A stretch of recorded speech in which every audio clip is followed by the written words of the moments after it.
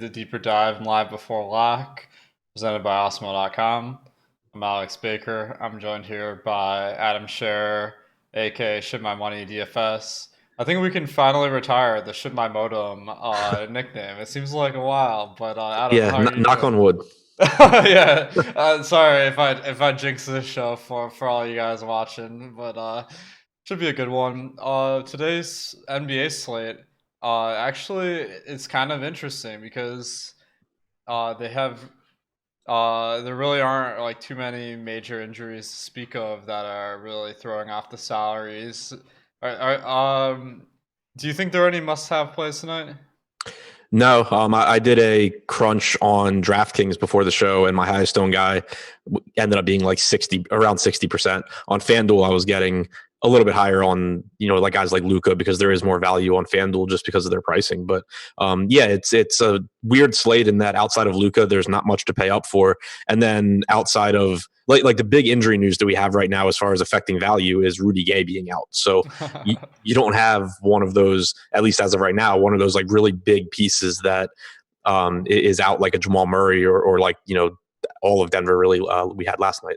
Yeah, I mean, last night was crazy with Michael Porter Jr. and Monty Morris and all these guys that you're supposed to lock in. Like, of course, half of them like busted, half of them worked.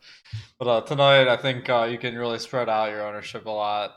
Um, the show is brought to you by SuperDraft. SuperDraft is a new format in DFS where you don't have to worry about making all the salaries fit. You can just pick your favorite plays of the day.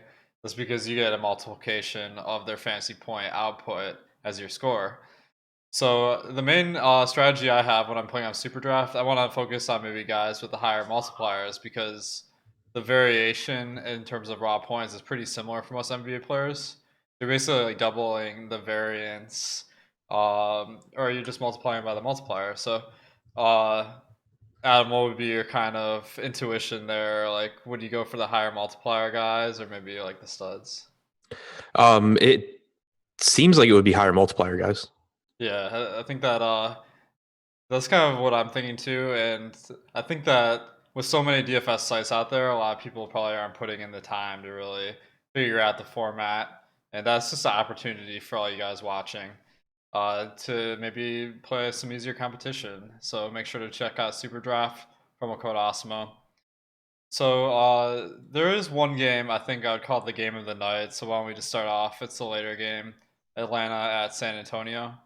Atlanta, I mean, they're one of the weaker defensive teams in the league, and they're playing at a very fast pace. So we have San Antonio, a pretty weak team themselves, honestly, this year, but they're projected for 119 points, which is well above their season average. I'll start on San Antonio because I think a lot of the plays tonight are from that side. Rudy Gay, you mentioned, was out. Um, so that probably doesn't move the needle a ton. Like, who do you like the most in this game? I mean, really, a lot of pieces from the Spurs because, for one, the pricing on San Antonio is really soft considering their matchup against the Hawks. But even though Gay doesn't, he plays normally like 20 to 22 minutes a game. Him being out it'll have a positive effect on somebody. It's a matter of figuring out who, and to some extent, it's kind of guessing. But he's the direct backup to Trey Lyles, who actually Lyles played 27 minutes last game, but over the last 10 games, Lyles has averaged 18 and a half minutes per game. Gay is his direct backup. Even if you give Lyles, a couple more minutes than that 18 and a half minute average, he ends up looking like a good value at basically the minimum salary. Potentially, you get more run for Lonnie Walker, soaking up some of Rudy Gay's minutes, who he's basically minimum priced as well, and he's a productive player when he plays. Another route that Popovich could go, and I don't think it's quite as likely because Atlanta's not a big team, but they could potentially give Pirtle more minutes, give Aldridge minutes at the four. So that's another, really cheap guy on San Antonio that at least has like a non-0% chance of benefiting from Gay being out. So the way I approached it was kind of to project it as best I could, but also to make sure I'm setting rules so that I'm going to get pieces of all of those guys, but I don't want them to be overlapping too much because it's going to be one or two of them benefiting most likely. Yeah, I think Trey Lyles stands out because Rudy Gay does usually come in for him. They don't usually combine for 48 minutes though, because Trey Lyles has been averaging about 20, Gay about 21. So I think their rotation is pretty difficult to predict. Usually 10-man rotation. They have Marco Bellinelli, who's available to slot in as the 10th guy. And then they even have Damari Carroll, who's kind of lurking in there that rarely gets any playing time these days. Honestly, I have no idea why he's on the team to begin with, but if someone's playing poorly, they're probably going to be replaced by Carroll in the rotation in the second half. We've been seeing that a lot with Lonnie Walker, where he plays, 10 minutes in the first half, and then the second half, Bellinelli. So, who do you think is like the riskiest play here that might have some upside? Probably Walker, because he doesn't have to play more minutes, but I think that he gets the first chance at it. And he's really cheap and he is productive when he plays. So I think that he's risky, but I think that he does have upside here. Especially, he's the kind of guy where if he's not going to get a lot of ownership, I kind of like the idea to take some shots there, since we don't have great cheap value here. If you get him to 20 minutes at 3,200 on DraftKings, I think he's a good play. No guarantee he gets there, because as you said, you could get Damari Carroll getting more minutes, you could get Bellinelli getting more minutes, but we have seen Walker at least be more in the rotation now than he was before. And we did have that game earlier this year where Gay, I don't remember, I think he got hurt during the game or got ejected or something. He left the game early, and Walker just kind of went nuts off the bench. So he has at least somewhat benefited from Gay not finishing out a game this year. I can tell you that McLovin will be on him. Yeah, I was going to say, I'm sure he knows exactly what date it was. I think the interesting thing about these guys is that they're all about point minute. Trey Lyles, Lonnie Walker, and Hurdle. So that's since they're all about a 3K, it's gonna dramatically affect how much you get every single minute you give them. So these are really the players I feel like are maybe the most debatable of the night, whether they're great plays or not. Of course, make sure to check our ownership projections. That'll give you a good idea, maybe if the risk is worth the reward. But I think the studs here are also very much interesting. I know Marcus Aldridge is currently projected to be the highest owned on the slate. Do you think that's warranted? Yeah, I think so. I think that his salary is just really, really cheap. I think he's 6,600 on FanDuel, 7,100 on DraftKings. It's obviously a good matchup. Just in terms of pace, Atlanta not being a great defensive team, but then also if you even dig a little bit deeper, you have Atlanta's the fourth least efficient defense against post-ups this year. Aldridge is second in the NBA or third in the NBA in post-up possessions per game. So really, no matter how you look at it, he's underpriced and in a really good spot. Yeah, honestly, like I'm trying to figure out why he has this price because so he's at 7,100 on DraftKings. His season average is about 37, so that's more than 5x right off the bat, even if you don't consider the matchup. So I mean, this is a prime spot, probably the easiest guy to just slot in your lineup because it's not even like he's expensive. Then we have DeRozan, a little bit pricier, about 1,000 more on DraftKings, 1,500 more on FanDuel. I mean, usually I have them pretty close to even, but that salary price is making me land more on Aldridge. Are you going to have a lot of DeRozan? Yeah, I'll have more Aldridge because of the price, but I'll have a lot of DeRozan too. We saw him struggle early in the season when he was playing alongside DeJounte Murray, but that hasn't been the case since Murray rejoined the starting lineup. I know you and I had talked about it a little bit before that at the beginning of the year, Murray was just stealing stats from everybody, and it was really frustrating. That hasn't been the case since he came back about halfway through December. DeRozan has a usage rate up over 27%. He has the highest assist percentage on the team over that stretch as well. And then it's a good matchup for him, obviously, too, against the fastest paced team in the league. Yeah, I'm trying to pull up the multipliers here. So on SuperDraft, they're both 1.35x. So on that site, maybe you go to DeRozan, but on other sites, DeRozan's more of the contrarian play for sure. And then we have Murray that you mentioned. His production's been down ever since the past month or two. But the minutes cap seems to be off, but he's competing with Derek White for minutes, and it seems like an even battle most days. So, do you have a preference between the two? I'm actually getting to more Derek White right now because, at least on DraftKings, we have White projected for just over half the ownership of Murray. We should expect them to split 48 minutes. Recently, it's normally been like a 25-23 or a 26-22 split. White is productive on a per minute basis. So is Murray. But I think that because of the lack of value on the slate, you get a little bit more. It gives your lineup a little bit more upside if you're getting to the cheaper guy in White, and then it also kind of works as a leverage play because right now we have Murray projected as the sixth highest owned guy on the slate. If he doesn't get a full allotment of minutes, that means White's getting more, and you're kind of leveraging and flipping that ownership. Nice. So, yeah, I think there's a real need for some value plays. So, Derek White is someone you can feel confident in. That's pretty cheap. And as far as guys you don't want to play together here, obviously White and Murray. I don't think Trey Lyles and Pirtle would be on the floor at the same time. So, those might be guys to avoid as well, unless you have a different take here.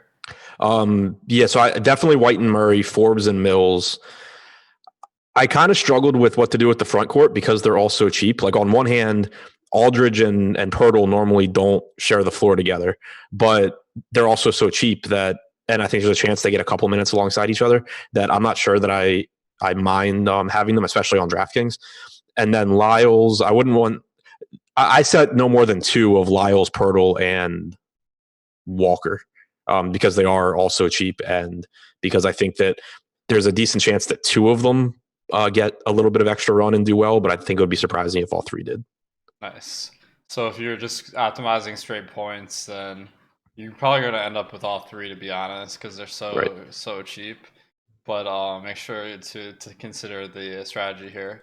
On Atlanta, I mean, this is a team that's going to be a lot harder to get to tonight. But one guy that's been real popular recently is Trae Young. Popular probably to the disappointment of his fantasy owners because he hasn't really had a huge game in the past few. The matchup for San Antonio certainly isn't anything to be scared though. He's been averaging about 36 minutes. That puts him around 50 points on DraftKings. Do you think you're going to land on Young a lot? I'm coming around the field right now. I have him as the second highest scorer on the slate. It's a really weird slate because like you have Luka at the top, who's the top scorer by a lot, and then you have Young, and then like a drop off. But there's also the drop off in salaries. So I think it's a perfectly fine matchup for him. I like how many minutes he plays. Obviously, he's a really high upside guy. So I'm getting right around the 15% the field's at right now. Nice. Yeah. So I think it's interesting because Rob points he's one of the highest, but then the salary is pretty high, and isn't a lot of value. So it might be a contrarian lineup construction to go for one of these more expensive guys. John Collins, he's another guy that's been kind of popular, especially with Trae Young out a few games. But I'm finding him to be a little bit difficult to get to on this slate. Do you think you're going to have any Collins? No, I agree with you. Normally, I don't get to as much Collins as the field anyway because I don't really know why. I just never have him as much. But the minutes haven't been that appealing recently. He's been kind of in that like 30 to 32 minute range, whereas Young's playing 36 to 37. The price tags still come up on Collins, and then you just have some pretty good value at the power forward and center positions today. So it's really tough for me to get to him. Yeah, I agree. And then the peripheral pieces as well are kind of expensive. So we'd probably have a starting lineup of Hunter, Herter, and Reddish, but none of them are particularly cheap aside from Herter on FanDuel. You see yourself landing on those guys? No, it's pretty unappealing to me just because they are priced up, like you said, and for the most part, they all take a hit when they play alongside Trae Young. Like the entire starting lineup, I think with the exception of Hunter, but I could be wrong there, has at some point this year been off the bench and then also been in the starting lineup, and their rates across the board go down when they're playing alongside Young, as you would expect. Yeah, so pretty hard to get to. And then finally, Alex Len is out. Bruno Fernando is back though, so I'm expecting Jones and Fernando to both get minutes as center. That means neither of them are that interesting. And then we have Alan Crabb traded from Atlanta for Jeff Teague and Trevion Graham, but Trevion Graham and Teague aren't playing tonight, so I'm expecting Evan Turner to enter the rotation instead of one guy to really get a lot more minutes. Is that what you'd expect? Yeah, that sounds about right to me. Whether it's Turner or giving, like Vince Carter played 8 minutes last game. If he picks up 16, if he plays 16, it doesn't make a difference which guy it is. Yeah. So if you're just putting those minutes from Crab right onto Hunter or Reddish, maybe you're gonna get it some, but pretty expensive guys. So guys, I gotta do some plugs here. First of all, the prognostication power of me and Adam is strongly correlated with the number of thumbs up we get on YouTube. So make sure to click the like button. And I mean, of course, if you don't have a membership, uh, like it might be because you're a low volume player. It might be because you just found out about the YouTube stream. But in any case, you can use the promo code live before lock, and well, it might be the deeper dive, or you can use either one, and that gives you 50% off your first week or month. We have memberships as low as $6 a week for if you're just starting out, or if you want to get the full package, you can get half off the first month. Pretty good deal there. So next game, Chicago at Philly. This is another one with a pretty interesting injury, I'd say. Wendell Carter has been out, but now Daniel Gafford is also out. So last game, Luke Cornett played a ton of minutes. Not a very productive fantasy player, only 15% usage. Not a great rebounder, more of an outside shooter, that's floor stretcher. So I'm having trouble landing on him tonight. But on the other hand, his backup's going to be Cristiano Felicio, who is someone that didn't play a minute in the league until last game, I think. So they probably don't want to run him out a lot. What do you make of this situation with Cornette? Yeah, I have Cornette at 32 minutes. I have Felicio at 13 or 14. It's pretty site dependent though on Cornette because DraftKings priced him up to 4,900 for the season. He's averaged about 0.77 DraftKings points per minute. He's not in a particularly productive or particularly appealing matchup against Philadelphia either. So I don't think he's really appealing there. On Yahoo, he's the absolute minimum at $10. But the issue is that you just have so many cheap guys that I still don't really get to much Cornette. The only site where I see myself getting to him is FanDuel, where he's a $4,200 power forward. He's projected right now for 11% ownership. In my crunch before the show, I got just north of that at 13%. So FanDuel's the only site where I think he carries really any value for me. Nice. Yeah, I think that much cheaper on FanDuel, of course. So not a guy that's really a fantasy stud, unlike a lot of centers that might step in. I'm kind of curious. Do you think there's any chance they go back to Thaddeus Young in the starting lineup here? They could. Yeah, I mean the problem is, I mean, normally Philly's big. They're not as big now, obviously, with Embiid out.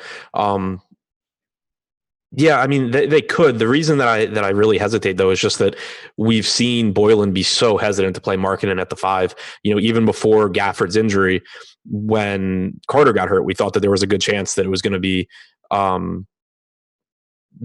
lot of minutes at the 5 for Markkanen, and that still wasn't really the case. So they could, but I'd be kind of surprised. Yeah, the one thing that I think gives me some thought they might do that is because Horford is the center here. Right. So it is a pretty small starting 5. But yeah, Marketing has been a little frustrating because they haven't been giving him the backup center run.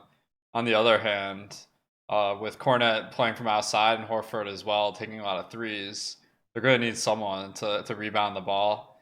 I've noticed Levine's been getting more rebounds over the past few games without Carter and some of the other guards as well. Markkanen hasn't seen a bump yet, but do you think that's just bad luck on Markkanen's part, or?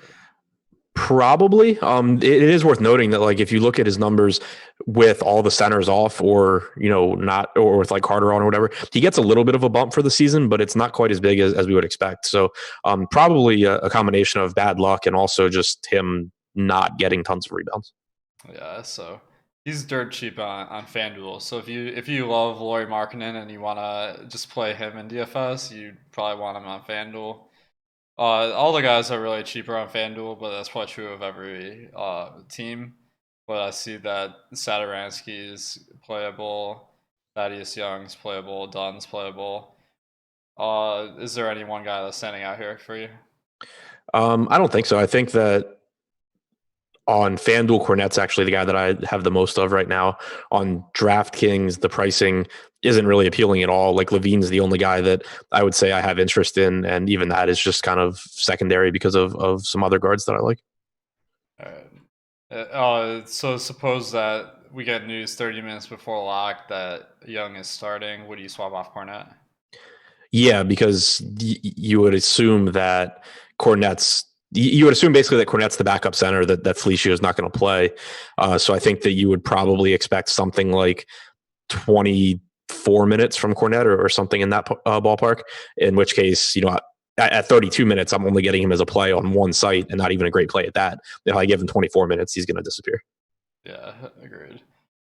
One other thing to pay attention to: Chandler Hutchinson is questionable. If he's out, I imagine Denzel Valentine joins the rotation again. Not really Yep. a DFS concern, but on Philly, I think same kind of situation where these guys have gotten a price bump up ever since Embiid's been out. So they're looking pretty good on FanDuel, but on DraftKings, not really standing out a ton.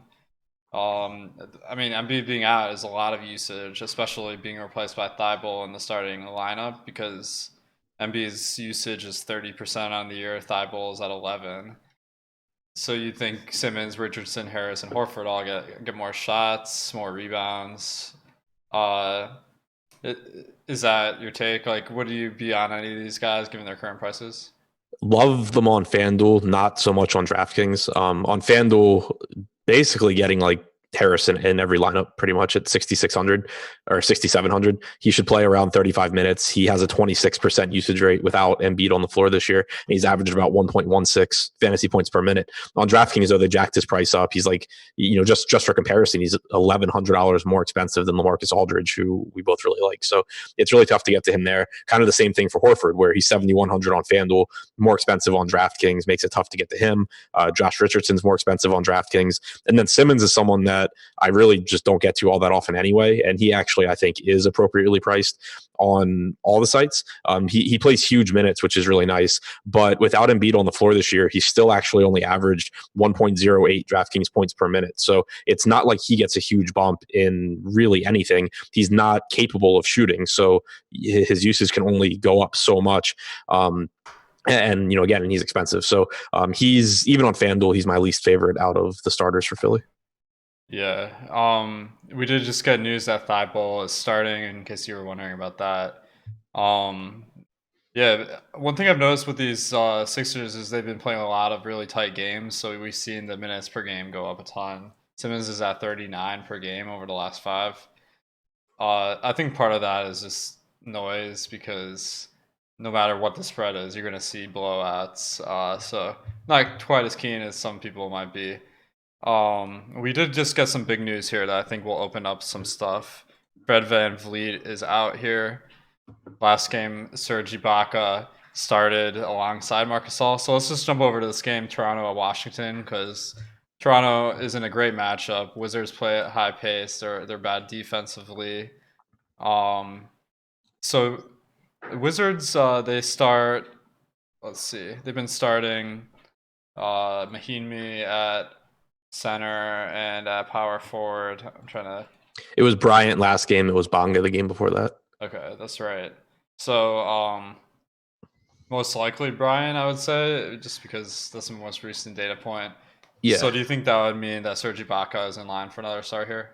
Yeah, I think it's really interesting because normally you wouldn't consider Washington being a team that you go big against, but considering that they went with Bryant and Mahimi last game, and if they do that, I would expect Toronto to go with Ibaka and Gasol. I'm glad, fortunately it's a 7:00 game, so we'll get the starting lineups, but I would expect that if it's Bryant and Mahimi, you get Ibaka Gasol. If it's Bonga and Mahimi, you could still get Ibaka Gasol, but you probably get Norman Powell back in the starting lineup. One thing I'll throw out there is this past game where Serge Ibaka started at power forward. It was against the Thunder, and Gallinari is their power forward, so not necessarily like the biggest power forward. I think this might be just a case of them playing their best players here. But I guess also the small forward is going to be important here, because that means Siakam's down to this small forward. They have Terrence Ferguson as their small forward. So yeah, which is basically the same thing as Gary Payton as far as having to defend. Nice.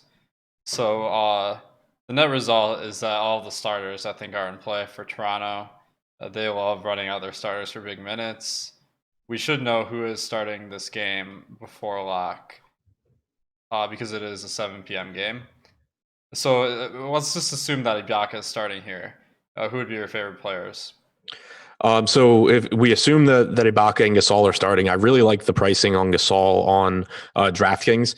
Obviously not a lot of value there, but 4,800 for him stands out. He played 30 minutes last game. He's averaged 0.82 fantasy points per minute this season, and he's in a good matchup against the Wizards. So he would look like a good value, assuming he's still in the starting lineup. Outside of that, on DraftKings, I don't love any of the pricing. Pascal Siakam is below 10K, which is nice, but I think there's still some concern over how many minutes he plays. He only played about 30 last game. And then you have Lowry priced up. You have Anunoby priced up a little bit, and then Ibaka is also priced up. On FanDuel, though, the pricing looks a lot better. You have Siakam as a small forward, which I think is important, and he's only 7,600. Lowry's 8,400. And then Gasol, I think, actually is a little bit less appealing because you only can roster the one center, and there are some centers that I think are priced even better. Yeah, for sure. I think that Marc Gasol's never a name you love to click, especially coming off injury, but he did play 32 minutes last game, so that shows that he's back to normal. He's averaged 28 on the year. So maybe even a little bit better than he's going to average here. On Washington's side, much tougher team to get to because Bradley Beal's minutes have been cut significantly. And him joining the starting rotation has been at the expense of Jordan McRae, who was a fantasy favorite when Beal's out. Who would you start off with on this Wizards team, if anybody? I would be starting and ending with Beal. And that's just because he played 27 minutes last game, but who knows how many he plays this game. His price tag has come down, and obviously he's the top scorer on this team. So there's a greater than 0% chance that he just plays like his full minutes tonight and ends up being a great play. But I don't think that's particularly likely. It's just that beyond that, there's really nothing because you have Bertans starting to play more minutes. You have Beal taking minutes from McRae. You had Troy Brown losing minutes. It's just a really messy rotation right now. Like they played 11 guys last game. Even if you get it down to 10, there doesn't really end up being anything that's appealing. Yeah, man, I have to agree with you. It's sad because I was rooting for that dude Pashnix, but he got 20 minutes last game. That's true. I think that maybe Thomas Bryant, he only played 14 minutes last game, but he was limited to 16. I mean, he's so cheap on FanDuel that if you put him at 20, maybe he'd be a bargain bin pickup. But I think I'm just trying to get too cute here. It's like if he was a power forward, I would kind of agree. But at center, like that's really tough, I think. Yeah. We got the Toronto starting lineup, and it's Ibaka and Gasol again. Nice. So that means about 30 minutes for each. And as you mentioned, Gasol is really cheap on DraftKings. Ibaka. I'm not sure if he's a center on FanDuel, but he's 6,500, which is a good price for him. One thing, and it doesn't make a huge difference, but for anyone projecting their own minutes, I think I'd be surprised if Ibaka and Gasol close alongside each other today because of the minutes limit on Thomas Bryant. You most likely for the Wizards, assuming it's a competitive game, have Bertans closing. And so I would expect that Powell replaces either Ibaka or Gasol in the closing lineup. Yeah, so the net result of that would be both minutes from Gasol and Ibaka lower than last game, if that comes true, so be mindful of that. Next game we got is Lauri Markkanen available to play. I always forget that the Bulls list their entire team on the injury report, and I get confused when we start getting these messages. Yeah, I feel like they need to throw some of these probable guys as ruled out just to keep it interesting here. Minnesota, Indiana. Surprise. Karl Anthony Towns questionable game playing decision. Wait, he's playing? Yeah, just came through. Oh wow. So he had some sort of injury that he recovered from, and then he got sick. So this is very tough to project the minutes for, I'd say. But do you expect there's any chance he goes back to 34 a game right off the bat? I'd be surprised. Like I'm going to give him 30. I assume he's fully healthy. Like Minnesota has no reason to be rushing him back, and they made that clear by making him questionable for a month straight and him never playing. But I don't feel comfortable going all the way back up to 34, 36 minutes. But I would expect you get like 30 from him, like 18 from Gorgie Dang. So one interesting thing about the Timberwolves is Naz Reid has kind of played himself into the rotation here. He's above Vonleh these days. Do you think there's any chance? I mean, this isn't really a DFS question, but do you think Jang gets ejected from the rotation in favor of that guy, or is he just kind of filling minutes? I mean, it would make sense. It probably depends on what they're trying to do. Like if they're looking to showcase him and trade him, they probably keep Jang in the rotation. But Reed was their, I believe, first round pick this year. So he clearly has more future value for Minnesota. Yeah, so that'll be a fun guy to watch develop here.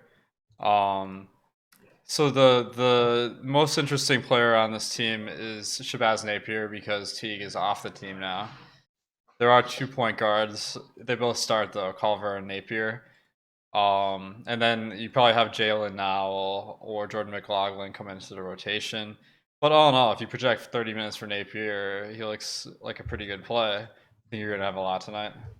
I think he's a good play. I think right now he's a little bit overowned just because I still have trouble giving him more than like 30 minutes. Obviously, the minutes are more secure without Teague, but it's still a tough matchup against Indiana. And the one thing that we've seen consistently from Minnesota this year is that Ryan Saunders finds guys to play minutes. It's not like him at all to just like give Napier 36 minutes. Then now you have Towns back, which takes usage away as well. I think he's perfectly fine. I don't think he should be one of the highest owned guys on the slate in this matchup. Yeah, I think it's just because it's hard to find anyone. But I did notice that the point guard uh, position is pretty loaded today, so it is a pretty big Yeah. opportunity cost here. Yeah, and Um, so like the point guard position's loaded, so there's opportunity cost on FanDuel, and then like on DraftKings where you can pretty much play whoever you want. There's still pivots around him, like Marc Gasol, who we just talked about, right now projected for lower ownership than Napier. I think that that's a situation where you could just kind of flip the ownership and put yourself in a good spot. nice. So Towns coming back. Do you think that will affect Wiggins at all? First of all, Wiggins' minutes have been way down. He's been at 30 over the last 5. His season average is 35. I assume it's just because they've thrown in the towel on the season. Is that kind of your read on it? That's my assumption as well. As far as his production, I think it is worth pointing out that he's actually been a little bit more productive with Towns on the floor this year, which I think makes sense just because, obviously it's another guy for Wiggins to pick up assists too, but also someone that defenses have to respect and they can't, key in on Wiggins as easily. So I'm not downgrading Wiggins with Towns back, but I'm not getting to Wiggins either. Yeah, pretty tough to stomach getting him because his salary is pretty decent, but we haven't been getting that same production out of him just because the minutes are down. Um, Covington is kind of on the fringe of playability as well as Culver, I'd say. Is there anyone else on this team you're interested in? Not really, just because I hate the matchup against Indiana. They're a slow team. They're a good defensive team. I don't trust minutes for anyone on Minnesota. None of them are really that cheap. And then again, with Towns back, you do have usage going to him and a little bit less going to the peripheral guys not named Wiggins. Yeah. All right, so not the best team for fantasy today. Indiana, on the other hand, pretty good matchup versus Minnesota. Maybe even you'd be excited that Towns is back because Jang is a better defender. We've seen. The most interesting guy. First of all, I gotta point out Domantas Sabonis just had a like insane game last game where he had like 40 minutes at 40 points at the half. I think he was part of the winning lineups that day. It was kind of frustrating because he was ruled in like 15 minutes before lock or something. But I digress. His price is getting pretty high though. Would you have a significant amount of Sabonis? I like the 8,600 on DraftKings just because outside of like, I don't think the forward position is that strong. It's just that you have like a really good option in Aldridge and a couple other really good options. But I think it's not that tough to get to him. And I do like the matchup. I think that Towns being back certainly doesn't hurt in that regard either. Sabonis has averaged about 1.2 fantasy points per minute this year. He's playing 34 minutes in competitive games. So I think Sabonis looks pretty good, better on DraftKings probably. Nice. Yeah. I mean, I think that the top range is pretty equal today, so you can kind of pick and choose your favorite guys. Domantas Sabonis definitely stands out as someone that put in your lineups. Brogdon, he seems to be getting less minutes than he was earlier in the season. They've been kind of amping up TJ McConnell and Aaron Holiday a little bit with Brogdon coming back, I think. But even if you project him for 30 minutes, he stands out as an excellent play. Do you see Brogdon as a core play tonight? Yeah, he's one of my highest owned guys. He's in 2 games since coming back from his injury. He played 34 minutes and then 31 minutes.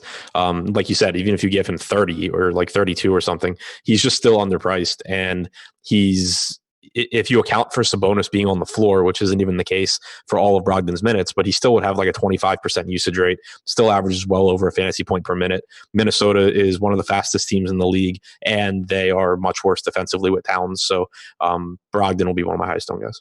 Nice. I agree. I think he's a great play tonight. We just got news that Isaac Bonga is replacing Gary Payton in the starting lineup for the Wiz.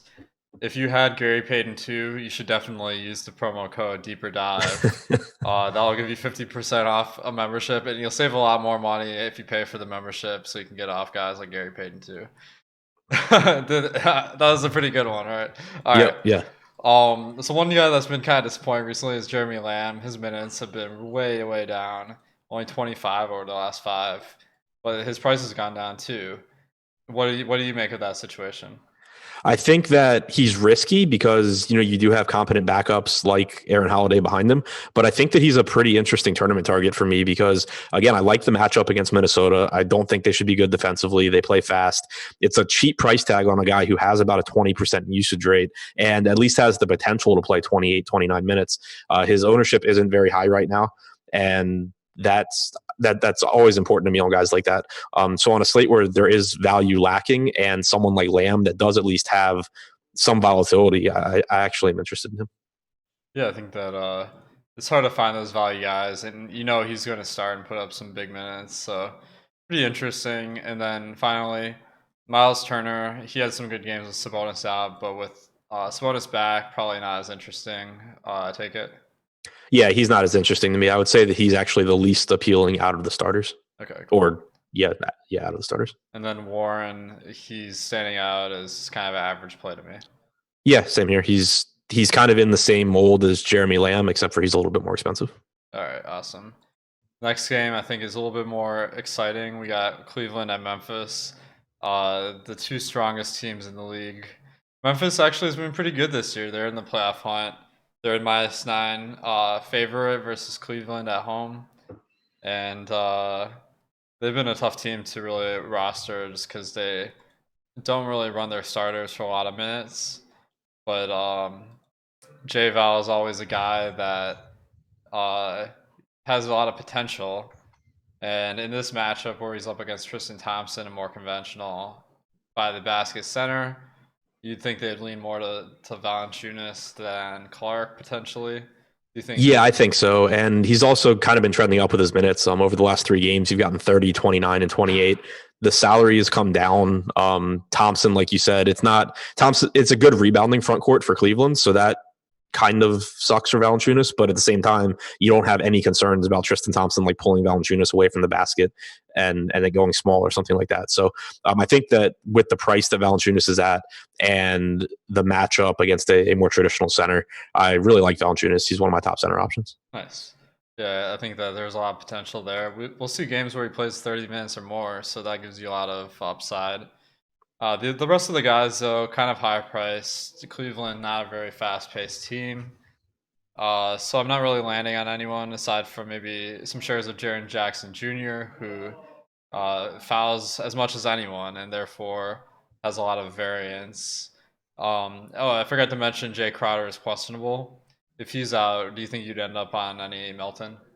Yeah, I was going to say, I think the Crowder situation is actually like low key a really interesting spot because if Crowder is in and you can get, like 28 minutes at 4,600, that would be pretty appealing at low ownership. But if he's out, last game we saw DeAnthony Melton play about 8 minutes alongside Dylan Brooks. Melton's been a good producer this year. He's still cheap. So either Crowder or Melton, I think, ends up being a good value option. Yeah, Melton seems like a guy that's really played himself to be a part of the Grizzlies' future because as a point guard, like he could just be out of the rotation completely, but they made a point of getting him in there. So pretty interesting. On Cleveland's side, Or I guess, do you have any interest in Ja Morant, Brooks, or anyone else? Not really, just because he's expensive. He's also been his usage has been down since coming back from his injury over a month ago. He's down at like 23.5%. That concerns me at least somewhat. The minutes have been up, which is nice, but overall, like you said, it's a slower paced Cleveland team. The guard positions are just stacked today, so not a whole lot of interest there. Yeah, agreed. On the Cleveland side, much better pricing, I think. One value option is Larry Nance, who came back last game. He was supposed to play up to 24 minutes, but he only played 19. The minutes are a little bit harder to get to with Kevin Love and Tristan Thompson playing this game. But do you think there's any chance that he's playable? I don't think so. The only way that it would work is if he gets the backup center minutes too, because like Love's playing in the low 30s, or possibly mid 30s. But yeah, so it's the only way I could see it is if like Henson doesn't play, but I haven't seen anything that makes me think that's the case. Yeah, I'll have to dig through the game logs here and figure this out because I'm not sure either. The other injury is Brandon Knight is out.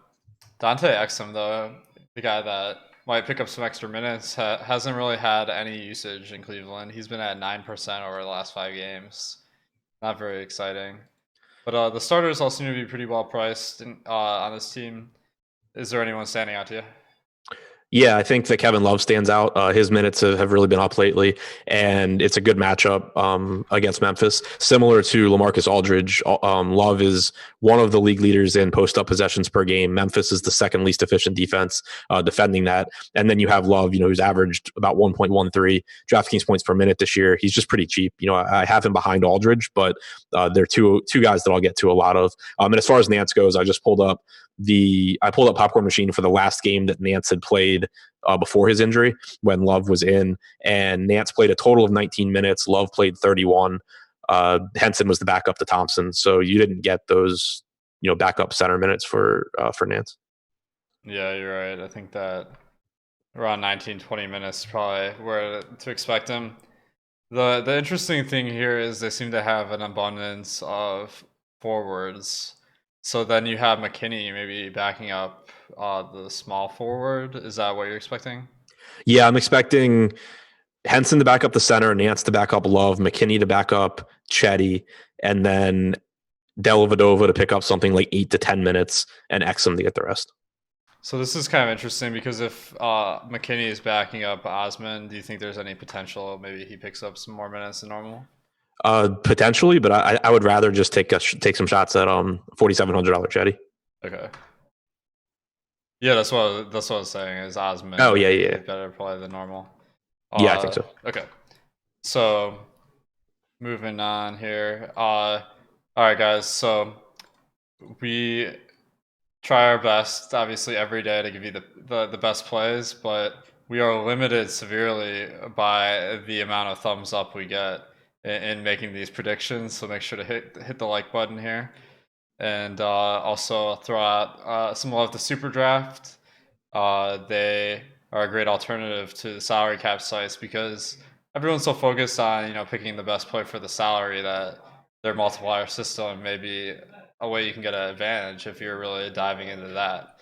It's also a lot easier to make a lineup because you can just pick players and not worry about all the math of adding the salaries and stuff. So use the promo code OSMO there. Next game we got Miami at OKC. There is an interesting situation with Steven Adams here where he's questionable. I would say very questionable because he only played like 8 minutes last game or something. So he did miss most of the game. So that makes me a little bit less excited. But we also have Nerlens Noel questionable.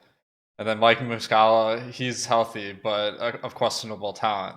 So right now, I can't really see playing anyone other than maybe if you late swap at the center here. Do you have any read on this situation? No, it's tough because, like you said, Adams and Noel are both questionable. If Adams is in, he's like a secondary option. It's not like it's a great matchup against Miami, but if he's out and Noel's in, then Noel, we know is a really good option whenever he starts over Adams. If they're both out, you probably get something like 30 minutes from Mike Muscala, which is not particularly appealing, but it's still 30 minutes. So it's a pretty messy spot because it's not a good matchup and because I really have no idea how it's going to go. Yeah, so that will be one that pretty tough to build a lineup with any of those guys in, and they also got Justin Patton, who's the fourth center. So Yeah. it's not even like Muscala's guaranteed minutes here. Right.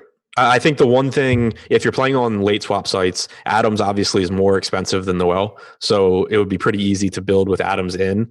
And then if Noel starts, you just swap it to Noel. If they're both out, then you still have the San Antonio game and the Portland game and the Memphis game all to late swap from.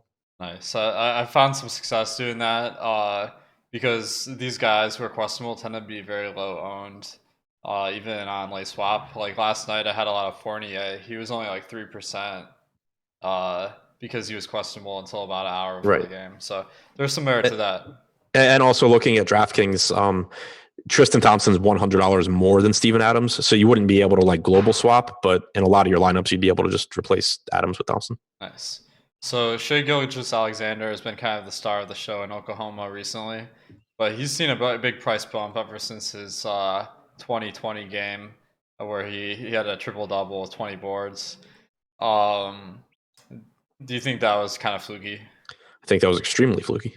Yeah. So would you land on any Shea? I don't think so. I mean, basically, when you look at the Oklahoma City guards, Gilgeous-Alexander and Schroeder get most of the usage, or get more usage, but Paul's still at 22%. Paul gets more assists than Schroeder, and then Gilgeous-Alexander. So, and they play comparable minutes. So normally, I just end up preferring whichever the least expensive is. Between Paul and Gilgeous-Alexander. And then if Schroeder's a lot less expensive, I'm interested in him too. So the way it looks right now is that I would say Paul's my first or my favorite out of the guards, then Schroeder, then Gilgeous-Alexander. But overall, I don't think any of them are that appealing at their salaries in this matchup. That's yeah. I think Paul's price is pretty appealing as well. And then Schroeder seems to have upside of play, like 36 minutes off the bench, which is something we hadn't seen all season. So I like him as a lot too. And then Gallo is kind of rounding it out here. Doesn't really stand out to me. Matchups is kind of neutral. He's been playing average amount of minutes. Price is just normal. Is that your take on him? Yeah, I think there's a chance if Adams and Noel both sit that Gallinari benefits. But obviously, we don't know if that'll be the case. That's a good point. So, Muscala, actually, his rebounding is not terrible. So, maybe a little bump to the rebounds for Gala. On the Miami side, we have Tyler Hero, questionable, but he participated in shoot around, so I'm just assuming he's in. That's kind of mitigating interest for guys like Nunn, Jones, Robinson. Uh, do you have any interest in kind of those wing players? No, assuming Hero is in, it's really tough to get to any of those guys because the minutes just flatten out, and it's another reasonably high usage guy playing alongside them. Yeah, agreed. Um, Jimmy Butler seems to always pop in my projections. He's only 7,800 on DraftKings, and he's had a little bit of a minutes decrease recently, but over the past 15, he's at 35 a game. I have him as a pretty decent play. How about you? Do you think Butler is a good play here? Yeah, so do I. I don't like the matchup because Oklahoma City is not very fast and they're good defensively, but I just think that Butler is a high floor guy because he gets so much in the way of peripherals and also as a scorer, and he plays 34 to 36 minutes in competitive games.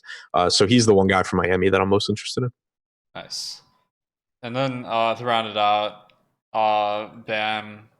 He seems to always be a little bit more expensive than I like. And then Myers Leonard has been playing a lot of minutes, but he's not a big producer. Do you see yourself landing on either of those big men? No, not with any sort of frequency at all. Okay. So let's move on to the next game then. Portland and Dallas. Definitely should be a good one. Kristaps Porzingis, unfortunately, is out tonight again. So I guess that means maybe you can land on some Dwight Powell and Kleber. This has been the situation for a while though, so the prices really aren't that big incentive. But do you see yourself landing on some of these big men on Dallas? I really like Dwight Powell's price on DraftKings and on Yahoo. He's 5,100 on DraftKings. He's $12 on Yahoo. He's been playing really big minutes lately. He's averaged over his last 10 games 29.9 minutes per game. That number goes up if you were to account for blowouts too. In competitive games, he's getting 32 to 35 minutes. He's coming off of a 35-minute game last time out, and his per minute production since the Porzingis injury, he's up to 0.89 DraftKings points per minute compared to 0.79 overall this season, and obviously an even lower number before Porzingis' injury. So we have a history of Powell being a productive fantasy player. So I'm not too surprised by the uptick in production. The minutes have been there, and Portland's actually been the worst or allowed the most offensive rebounds per game over the last month, sixth most total rebounds per game. So a pretty decent rebounding spot too. I think that he's going a little bit underowned here for how cheap he is. Powell, of course, is someone who benefits a lot when Max Kleber is in the starting lineup because that's usually the guy that subs in for him. Yep. Over the past 3 games, it looks like Powell has played 34 minutes, and then he had one game where he played 24 and 3/4 because there was no fourth quarter action. So if you add this all up, you're getting a projection of maybe 30, 31 minutes, so that makes him pretty appealing if Kleber starts. But versus Carmelo, do you think it's more of a Kleber game or more of a Justin Jackson situation? I don't think they'll start Jackson just because they normally don't. I mean, I'm wrong on Carlisle a lot, but I'm guessing Maxey starts. Yeah, I think that they definitely prefer him as far as the two of them, so it makes sense to just play their best players. So that's kind of what I would anticipate as well. Finney Smith has benefited a lot with Porzingis out. He's been averaging 32 minutes a game. Not a big fantasy producer, and then Hardaway is the other starter. Do you see any interest in those guys? No, it's pretty much from Dallas. It's pretty much Powell among the secondary guys, and then Luka, obviously. Luka, I've never heard of him. Yeah, Yeah. Some guy Skip Bayless doesn't think is very good. So he's the most expensive player on the slate. Really, the only stud to pay up for. By far the highest projected. You said Trae Young is your second, so it's a 10-point difference. Yep. The problem is it's kind of hard. It depends on the site because FanDuel Luka is cheaper and there's more value. On DraftKings, he's just like really expensive, 12.4K. On SuperDraft, you don't get the multiplier, so I'll throw that in there. Do you see yourself paying up for Luka, or is it just too much to bear? Yeah, I think I'll be overweight on him. On FanDuel, I'll probably be close to like every lineup just because, as you said, it's easy to get to him and he's really cheap. On DraftKings, I won't be that heavy on him, but we have him projected for like 16, 17% ownership right now. And I think that it's a situation where as a max entry player, you have an advantage because while I don't know with certainty which Spurs value guy does well or, which other, of those like $4,500 guys that we talked about does well, I have enough lineups that I can mix and match them and give myself a really high ceiling by getting to Luka. And there's enough of those guys that even though I can't say with certainty which one or two of them do well, there's going to be a couple that do. So I think it's pretty easy, or it's easy enough for me to get to Luka, especially with his ownership where it's at. If the ownership came up a lot, then I would start to kind of favor maybe some more balanced lineups where I just hope that he busts at his price tag. But the way it is right now, I'll get to a lot of them. So we just got a slate breaker here. Damian Lillard is questionable tonight, which is perfect timing because we're about to talk about Portland. But if Lillard does not play in this game, we probably have CJ McCollum starting, and then either Simons or Trent at shooting guard, I would assume. Or I guess it's all pedantic what positions, but what would you expect the starting lineup to be if Lillard misses? Yeah, I'd expect it to be McCollum, one of Trent or Simons, probably Trent, and then Bazemore, Mello, Whiteside. Okay. So that leaves a lot of assists because Lillard gets by far the most assists on the team, but it's not even close. So I think, and he, of course, is a very high usage player. So CJ McCollum maybe gets a big bump here. And then Simons is only 3,300 on DraftKings. So I feel like you need to lock him in until we get more news. What would be your approach here? Yeah, I think I'm going to give a little bit of a a bump to McCollum in terms of his production, because like you said, there's just a lot of production to go around if Lillard's out. He has a 32.5% usage rate and a 28% assist percentage. And then Trent, I still wouldn't be that interested in. I mean, like, he's a guy you could take a flyer on at 3K, but I think Simons would get the biggest bump as the backup point guard. So I'd be more interested in Simons, and McCollum would become a core play if Lillard sits. All right, I'm going to run some Wowie numbers here while we're breaking down this game. But okay, so Carmelo and Whiteside, do you think they would get more shots here? Carmelo without Lillard on the floor this year has played 232 minutes, has a 30.5% usage rate. So yeah, I think his usage goes up. Whiteside, you wouldn't expect it to, because you're not like creating offense for Whiteside, but he shouldn't get any worse either. All right, so obviously there's going to be a big difference in how you handle this on DraftKings versus FanDuel because of late swap versus no late swap. Let's start with late swap sites. What would be your approach here? I'm going to keep. I think I'm going to keep the minutes where I already had them for McCollum and Lillard, but I'm going to bump McCollum's rates a little bit. I'll set a rule not to get McCollum and Lillard together, most likely, and then I'll give Simons enough of a minutes bump to be getting him into some lineups, and again, setting a rule not to get him with Lillard. All right, so I'm getting some numbers here. CJ McCollum with Lillard on 16.6% usage, assist rate. With Lillard off, it's a 28%, so that's almost 70% increase in assists for McCollum. And also, he goes from 25 to 31 usage. I believe this game starts 30 minutes after, or an hour after the last game. Let's see.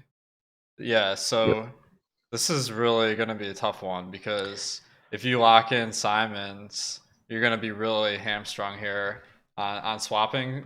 So, man, what are you going to do with Simons? Okay, yeah, so Simons, I think the thing with Simons is even if Lillard's out, I'm not sure.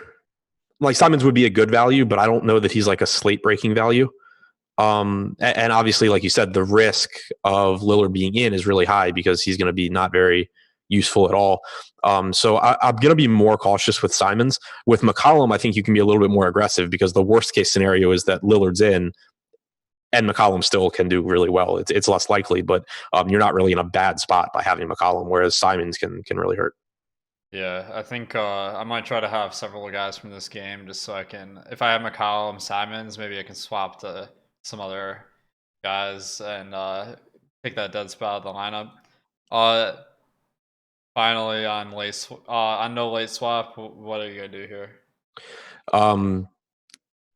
I'll be fine, like, on FanDuel, just getting to more McCollum, because again, he can still he's not a bad play there anyway. It's just a matter of is he one of the best plays on the slate or not? But like at 7,400, I'd rather not have him if Lillard's in, but I can live with it. And I think the upside is there for having a low on McCollum if Lillard does sit. So I think it's worth it. Awesome. So thanks everybody for tuning in here. We got live before lock following us with EMAC and Chris Spag, so I'm going to look forward to see what they have to say about this Lillard situation. And thanks to everyone for watching. Make sure to stay tuned through this beat segment here.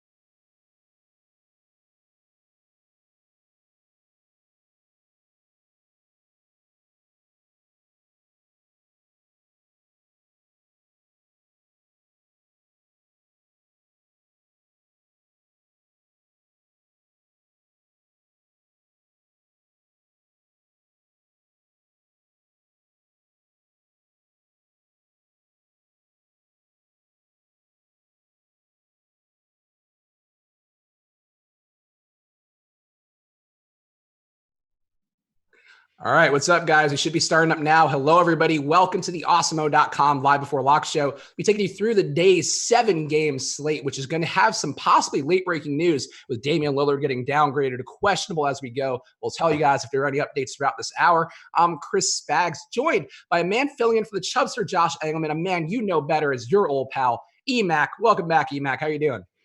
I'm good. I was good up until this Damian Lillard news. Look, it's going to open up a lot of opportunity. As Eddie has told us, where there's chaos, there's opportunity. And that's going to mean could be a CJ McCollum day, but we'll find out. But the more important thing, EMAC, which you may not know, is that the future of DFS has arrived over at SuperDraft. Of course, if you go to superdraft.io right now or download SuperDraft in the App Store, you can step into the future of daily fantasy sports with SuperDraft's exclusive game type multiplier. Say goodbye to salary restrictions and hello to lineup freedom. Use your fantasy sports knowledge to draft any player you want and build your own dream team. Countless lineup possibilities let you experience daily fantasy sports the way that you want. SuperDraft offers contests for NFL, MLB, NBA, NHL, and PGA, so you can enjoy the best of DFS all year round. Again, go right now to superdraft.io and use that promo code AWESEMO. Get yourself $20 in super cash with a deposit of $100 or more, and that super cash is just as good as real cash for playing tournaments on there, except it's super. And how could you not want your cash to be more super? Let's go right now to superdraft.io or download SuperDraft in the App Store. And one other promo to hit real fast. Tomorrow is UFC 246. We have a video right now from our own Josh Engelman he did before he went on his little vacation. It's up on the channel now, but there's going to be a lot of big tournaments industry-wide, so use the promo code UFC246. You want to get yourself 1 week of our MMA weekly pass, all the Awesemo Plus MMA data for just $1. It's a big fight tomorrow. Conor McGregor back. Get that proper 12 whiskey back in your life, and go check out our promo code UFC246 right now for 1 week for $1. Emac, you play every sport. Are you playing MMA tomorrow? I haven't dabbled in MMA yet this year, but I did not realize it was the Chubster doing the video. So I think I may have to play. I believe he's also making the projections, I think, or at least had initially was a big part of that. So, but definitely a good bunch of tournaments for tomorrow's show. And the Conor McGregor phenomena being back in our lives, supposedly going to fight 3 times this year. We'll see if that happens, but it's going to be. And I will say with our projections in particular, our ownership projections, it makes it easier to understand what to do, because when you look at MMA, there's generally depending if you're playing the TV slate or the full slate, between 10 and 12 fights. Usually 1 or 2 get canceled because they're running their stable pretty thin there in MMA. But it seems like they've swelled the ranks again, and we haven't seen as many cancellations as we had for about a 2-year stretch there. So that's something that throws things way out of whack when that happens, because the chalk runs very, very high. The other thing that's interesting with MMA is the pivots are there for you, and you can play both fighters in the same fight. And there's some strategy behind that as well. So it's actually kind of fun. I tried to watch it. Apparently, now that I'm old and I prefer to yell at people and tell them to get off my yard, I don't like people beating the hell out of each other unless it's John Wick and Boban. Look at that, back to basketball, which I watched that scene on the airplane when I was flying home from South Carolina. It's a great scene. Yeah. Boban acquits himself well. It's long. It's like a 5-minute fight. He looks like Jaws from the old James Bond movies, if you're familiar with those. But he's got that air about him, right? He'd be good, if he wants to give up the basketball thing or just get some movie roles in his off time. I don't know how many he's getting down in Dallas right now as he was when he was on the Clippers, let's say. But he'd be good to have as just a foil in some more action movies. I'm very much on Team Boban as an action movie star. All right. And they're saying in chat 2 fights were canceled. So I had not realized this was the opening weekend yet. So I haven't. I like to read about MMA. I don't like watching it. So a little bit oversaturated, but I mean, these kind of shows are the ones that I feel like you can really get in with because, you have the big name there. Donald Cerrone, also a guy who puts on entertaining fights. So I think, it's a nice show to get in with. So go use that promo code UFC246. You want 1 week for $1. All right, so let's talk about the Lillard news, because I do think that's one thing worth kind of future planning here. The other major injury that we have on the slate so far is Rudy Gay being out, which opens up some Spurs value in a game that's going to look really appealing against Atlanta.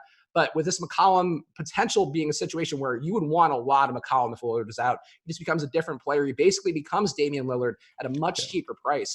I already had McCollum. He was one of my dart toss, lower owned dart throw plays today on the Four Corners video, which has been real strong this week. So you should be checking that out if you're not. Short form video here on the channel. But I love McCollum already. I'm going to have more McCollum just in case. I'm probably not going to be attentively looking at my lineups later today. But I think McCollum's a strong play now. It's worth just getting in there. It's a nice matchup against Dallas. Luka's going to score. Luka's a crazy play on the other side with no Kristaps in, averaging almost 2 fantasy points per minute. How are you going to handle the situation, EMAC? Because you're crunching as we do the show. What are you going to do for Portland? Yeah, so the interesting thing here is where I said it kind of annoyed me. I like all the guys. It just, the hard part about today's slate is there's really an 8:30. Let me get the times up. There's the 8:30 game. So sorry. So we have 3 games that lock at 7. So I've already set my dummy lineup that I'm only playing from 8 o'clock on if things go sideways on me. There's some juicy stuff in these first 3 games. I would prefer not to go that route. But when you are on air and doing a bunch of stuff, it doesn't always work out in your favor. So I've got that set up for me. If we look at the middle games, because the Portland game's at 9:30, we're not going to know. We are unlikely to know prior to Memphis and OKC, those games tipping off. And then now we're down to Atlanta and San Antonio. The issue with that is I'm already going to have a fair amount of DeMar DeRozan. Hat tip to my friend Jay Walker, who has noted since the Fanbase days that DeMar DeRozan is a killer of the Atlanta Hawks. And then you've got, I haven't looked at StatMuse, but it was true a while back. That was the Toronto days. But we're already going to have a bunch of DeMar DeRozan. We're going to have a bunch of Lamar Aldridge. Maybe you've got some Trae Young. If you're trying to go with, do you put Lillard in as your placeholder and go to Young if we don't get that news? Do you have Young in, and if we find out Lillard's in, you turn some of the Trae Young into Lillard? What do you do with Simons? What do you do with Carmelo?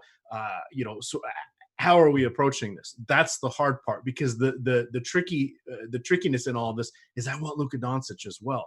But if you have a couple players in that game, Luka could be one of them. You'd have to downgrade off of Luka, but you could go Luka and Simons, and then you could go back to Lillard and somebody else if you've left your flex open. That's a way of doing it. I don't know. It was a puzzle piece I wasn't ready to go with. So then I thought, well, let's see if there's any ties to Texas. Did he have friends and family potentially, influencing him poorly last night? He didn't. He went to Weber State for college. That's in Ogden, Utah. And then he grew up, of course, we all know he grew up in California. So I couldn't find anything. Perhaps some bad barbecue at lunch, because it was a midday downgrade. Yeah, the midday downgrade is usually not a good sign. A guy like Lillard is always such a gamer where I really don't have a lean either way if he's going to be in or not. I just know I was already comfortable with McCollum. I mean, I like Lillard too. I already have him in some lineups, and if he's just not in, I'm just going to go down to McCollum and just eat that money, I think. But I had much less Lillard than McCollum, as I already constructed before this news came out. So I'm okay with just kind of figuring this out as you go, especially on the late swap sites. On FanDuel, I would be inclined to take more stabs on McCollum. I mean, the price is not quite as appealing there as it is on DraftKings. That's just off the top of my head. But it's still a spot where I think you just can get a guy who's a lot more valuable if Lillard is out. And he's going to not kill you, as the deeper dive guys mentioned just before us. He's not going to kill you if he's in anyway. McCollum's been a strong play, been above 40 fantasy points in his last 2 games. He's been solid as it is. I think I'm not going to have probably the Anthony upgrade there, him getting more usage. I'm probably not going to have Anthony Simons, though maybe I could late swap. If we know before the Spurs game, I could probably late swap some Lonnie Walker over to Simons. But I think just getting McCollum in there, he's the highest upside guy without Lillard. I would make sure to just get some McCollum exposure, because that's one that can go wild. And Sharks and the Shark players out there are going to very much be on McCollum, I think, just because of the chance that he breaks that way. And he goes nuts because Dallas has been giving up a lot of production, as we saw with De'Aaron Fox the other day. These guys are showing up for games against Dallas, and Dallas defensively not quite doing that much. Are they trying to get Luka to rip his shirt after every game? They could be trying to do that. The old Jose Altuve. Maybe Luka's too modest, and his wife is afraid of him taking his shirt off, not the buzzing device that is being photoed in or whatever, relayed in from the video room. But let's talk Luka, EMAC, because Luka, I think, on FanDuel is easier to get to. On DraftKings, you kind of have to make a conscious decision to go to Luka's way. That said, he has a really strong upside. Again, he averages almost 2 fantasy points per minute in court time without Porzingis. Porzingis is out. This Portland team is not good. We saw the other day a similar archetype kind of player I don't know that archetypes are as much of a thing for NBA as some people love talking about them with baseball. But, Westbrook did what Luka can very much do in this spot with, less overall usage than Luka will have in this spot. I think Luka's a smash play today. I'm above the field on DraftKings. How are you handling him today? All right. Sorry, I'm just looking for Damian Lillard news here, and then hit me with that question again. I only heard half of it. So here's the difference. Your overall Luka thoughts. Okay, perfect. All right. So with Lillard here, we're seeing upper respiratory. I've seen stomach ache. I just did a translation of something from Turkish to English, and then I don't even know what the other language was. But boy, computers are pretty amazing. So, and I know the word fatigue. I didn't need a translator for that tweet. But it's interesting. So we've seen a couple different things here. I would lean towards it's probably with the downgrade and all that. I don't know that he's going to play. So I would proceed as if he is not. We talked a little bit about or you had mentioned, what do we do with Simons? Is there a Lonnie Walker? We may not have confirmation on that one. And there's an hour between those two tip-offs. So that one's going to be a little tricky. So I'm marginal. So I want to spend a second on Simons and the 4 now 5 guards there for the Spurs. The issue with the Spurs guards is none of them are great shooters from beyond the arc. They're not bad. They're all clumped in like 30 to 35% this season. If we look at Brent Forbes and Patty Mills, I think Patty Mills is probably the best, or at least he's got the most experience doing it. But you've got DeJounte Murray, who I don't know why he's chalked today, and I couldn't figure that out. And then you've got mostly Forbes. You got White, who doesn't necessarily play a ton with Murray. But though Coach Pop goes hot hand, now we're missing Rudy Gay. They could go small in this particular matchup because who's Atlanta going to be playing at center? Now we've got Lonnie Walker coming in, etc. So it's a whole mess over there. I think I'd still like all 5 of the Spurs guys over not knowing for sure what Simon's role is going to be. So now we projected him for 16 points in the DK scoring. If I put him at 17, he's running into like all my lineups. If I leave him at 16, he's a fringe player. So then you go look at his game log and you're like, well, what's really going to happen? I don't know. We would prefer him coming off the bench. We would want Gary Trent to start. That's what we saw the last time this happened about 2 weeks ago. I was on the show with Eddie, and it worked out in our favor where we went with Simmons there. But I don't really know what to do with it. On to Luka. Wow. Best play of the slate. I wrote him up on Wednesday in the Cash Building Blocks article as kind of the play. Most of us ended up going to LeBron because, of course, LeBron was amazing with the guy out. But I had said, hey, let's look at Luka here. If you go look at him, he has just been absolutely phenomenal. He got his 12th triple-double. He had almost 70 DK points in that one. He is leading the league in triple-doubles. He's absolutely amazing. No Kristaps Porzingis still. There's no one really to get in his way for usage, rebounding even, etc. He's the guy I really, really want. I haven't hit the crunch button just yet because what I was trying to do today, I'm trying something a little different. It's always fun to do when you're on air. I am going with our earlier ownership projections, and then I am adjusting them up or down now. I've made my manual adjustments, and I haven't. So if you're using, I use Fantasy Cruncher. Not all optimizers offer this, but you can just re-upload what you like. So if I wanted to run a comparison, I can download what I've got there for mine. I can compare it to the latest run, and I can pick one or the other. I'm not going to do that on air because I haven't figured out how to do that, but mechanically you can. Problem is if I just upload our updates, it's going to take out what I put in as my adjustments myself. So I was trying to sit here and figure out who are the good value plays where I want to go 20, 25%. How much Luka do I want? I've got him set at 40% right now. I want to double the field. If it's really going to be that low, I'm not so sure that it's going to be as low as we think it is. I will say this on the whole, and in aggregate, our ownership projections are second to none out there. If you start getting down to 1 or 2 players here and there and you're trying to make a stand, things can really pivot quickly and they won't necessarily always catch up to that. So every now and then we'll be off on one. Sometimes it happens on the shorter slate because it's just hard to really predict what people are going to be doing with less time and with more chaos. I think the Damian Lillard situation tonight is bringing up enough chaos that I would see people going to the sure thing in Luka and just saying, you know what, I'll just find some, the extra $2,000 or $3,000, whatever it's quite a bit. I'll find the extra 30% of salary that I need to get up there on whichever site you're playing on, and go that route. So I think we're going to see that Luka number come up for popularity, but I think it's worth it. And I still want to be above the field. So I suspect 27-30% on DK would kind of be my guess for this, but we'll have to see what happens. Did we get, and I missed the first part of the show with not the one we're on, Chris. I couldn't. That would be tough. I don't know how you would do that, but yes, but with Alex and with Adam, I was not able to hear the Wizards' take. Did they have estimations on what they thought Bradley Beal was going to be doing? Because he's someone who's reasonably priced for his lack of playing. If I recall, the end sum that they had was that Beal was the only Wizard they would really consider, with the guys being back in the rotation, and Bryant not getting minutes yet, still on a minutes limit. Jan Mahinmi in there, not really looking most appealing. It just seems like it's Beal or bust there. I don't recall if Adam or Alex had a strong lean about playing Beal.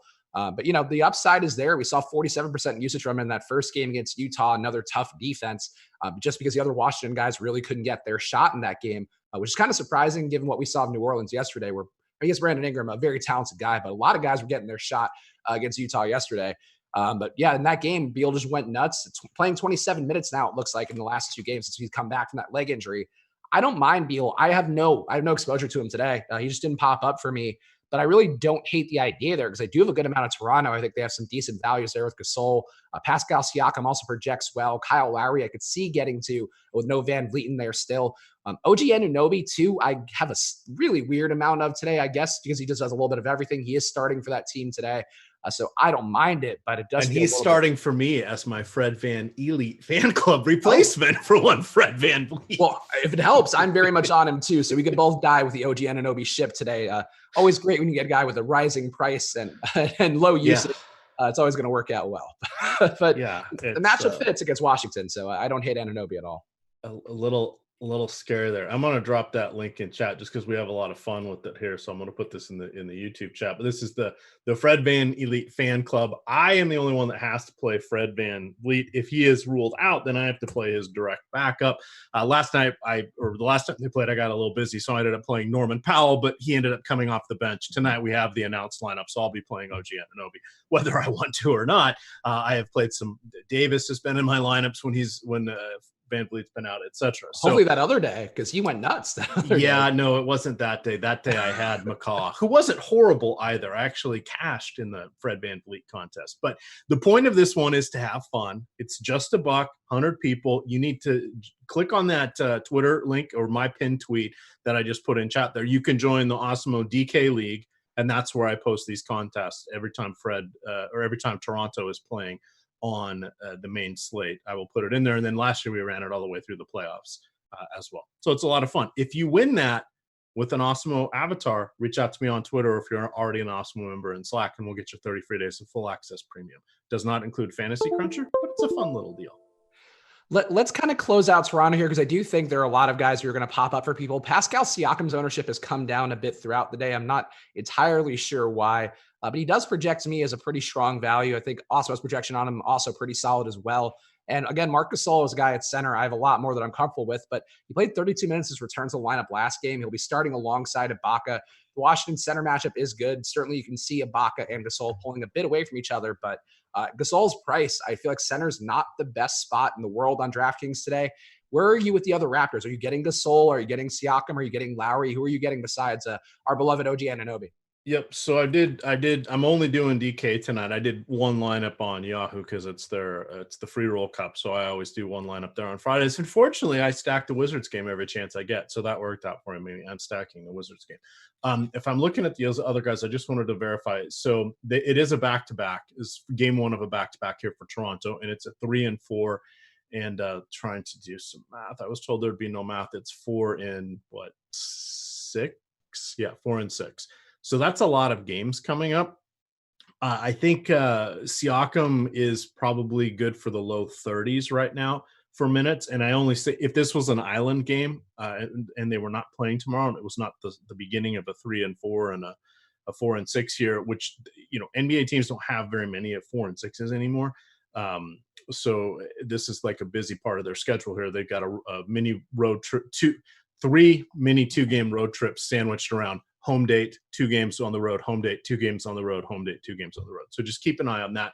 I point that out because the one thing I've learned from Jalen Rose, and then I read up on it as well. When they fly out of Toronto, they have to go through customs every time, and it's an additional hour or so at the airport, even though they have special privileges, etc. They still have to follow certain things, so it's a little bit more of a hassle than normal. So anyway, file that all away. I like OG. I'm okay with this. Faster game, sloppy game. Wizards have a bunch of guards that are really good at turning the ball over. Okay, perfect for him. Siakam. Adam had an interesting comment on him where he said we put him as our bust, or he put him as the bust of the day in the free syllabus, which you can get on the homepage of Osmo, which is sort of all of us listing cash game, tournament play, low on tournament play, bust of the day, etc. And he said that's compared to similarly priced guys around him. So for me, it thinks that probably means Siakam has like a more of a floor in the 25 to 30 range, but he's probably not going to reach 50 with the frequency he was at the beginning of the season when he was kind of like the team and has now become the man. I like Marcus Gasol's price, and I like the matchup for him going against Jan Mahimny, Thomas Bryant, whomever else is nominally going to play center besides those guys for the Wizards. So I really like the Toronto side of this. I agree with I don't know that I'll have any Wizards on my lineups tonight. It's just the way it's breaking out. I will save the Wizard play for Sunday when it's Pat Mahomes, the Wizard. Yes, he very Wizard-like, both in his general demeanor and magic on the field.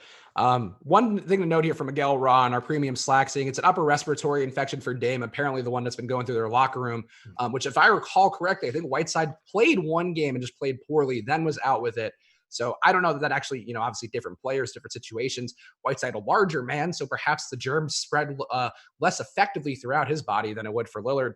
But, something to note there that I guess the respiratory infection, same one that knocked out Whiteside. So maybe those and Eddie had a good diatribe on this and on one of our shows. And by the way, you guys will get him on Saturday. We have a huge Saturday slate. So he'll be on live before lockdown. He was saying that upper respiratory is the one that makes him a little more nervous. If it's a flu or whatever, you're taking Imodium, Pepto, whatever. And if you're able to actually get on the court and seal things up, if you know what I mean, you can kind of survive. You're probably getting an IV at halftime, etc. If you've got upper respiratory, that's not like headache, fever. It's like you're breathing. What do we have to do in an NBA or playing basketball? Breathe a lot. And even though these guys are finely tuned athletes, that could be problematic.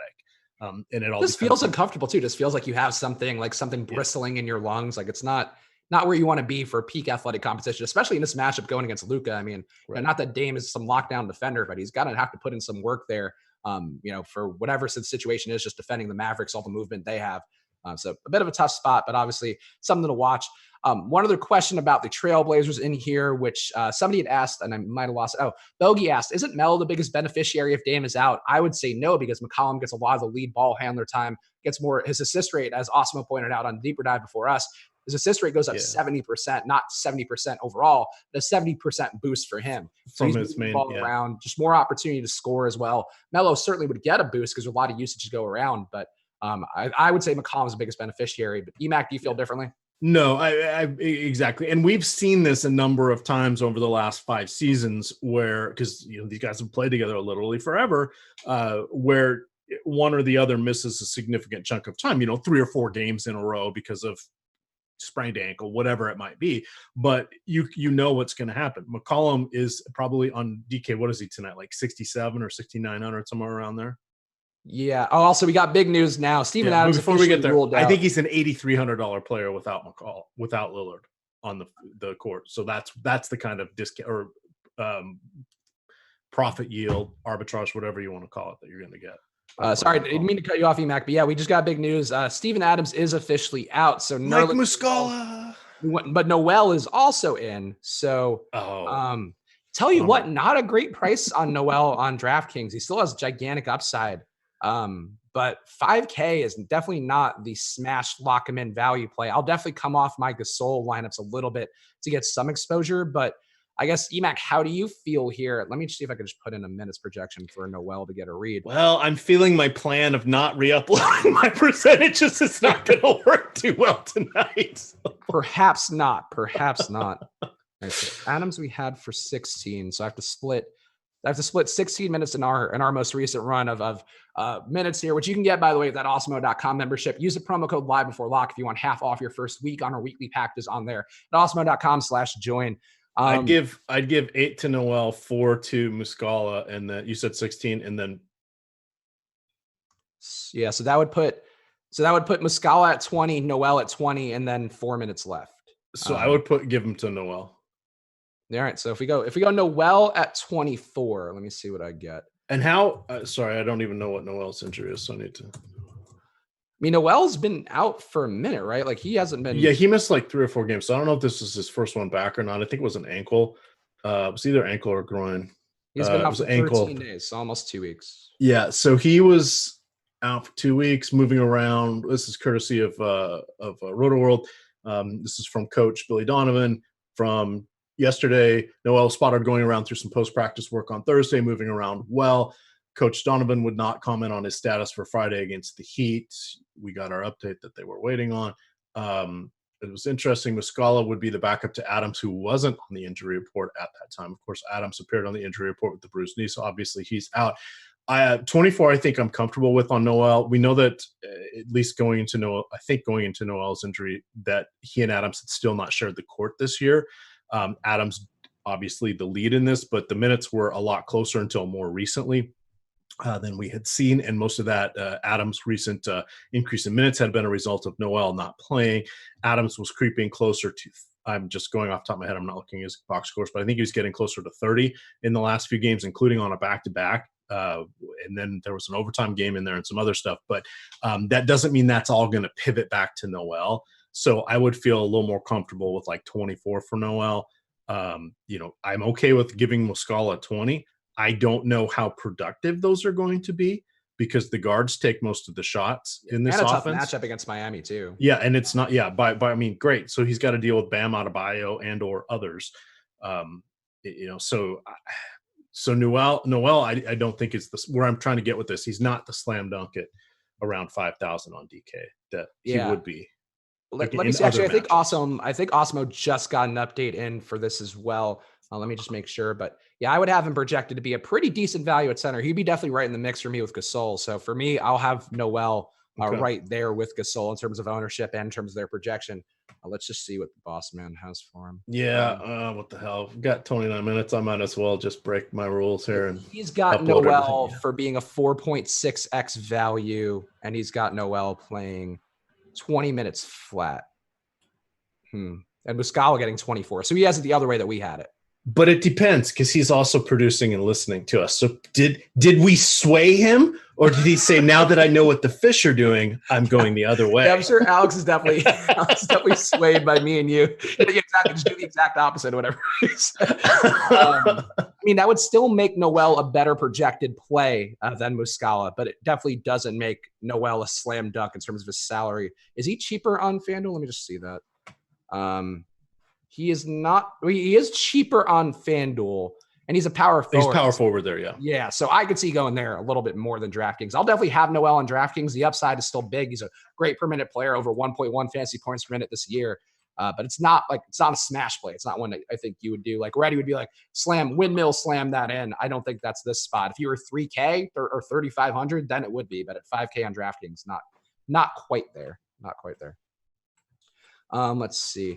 And actually, here's a follow-up question from Bogey again in the premium Slack. With Adams and Noel being game time decisions, obviously that's changed. And Muscala being a terrible defender / rebounder, does the uncertainty in Oklahoma City-Miami game end up being more of a benefit to Bam than anyone else? I think the spot gets better for Bam. The issue with Bam is that now that they have a lot of the guards back in the lineup, Bam had his biggest upside days when Dragic was out because he was getting to handle the ball a bit more. And he took a little bit actually away from Butler in some games. They were both getting there together because without Dragic and without Winslow, there's just less guys to handle the ball and just bring it up the court and actually create things.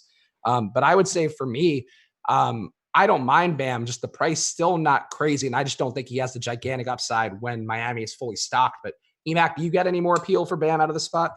Well, anytime that you don't have to go against Steven Adams, yes, it's an improvement over what it was going to be before. I mean, I would say he probably got, without Steven Adams, I would say he probably got about a 10% boost of whatever it was. So not necessarily great. I'd still rather try to go to guys like Whiteside, paying down for guys like, if you want to take a run at Joe Val, if you want to go with Tristan Thompson, if you want to go with Kevin Love, depending if you have center eligibility or not, or power forward, et cetera, whatever you're trying to do there. So no, it doesn't really.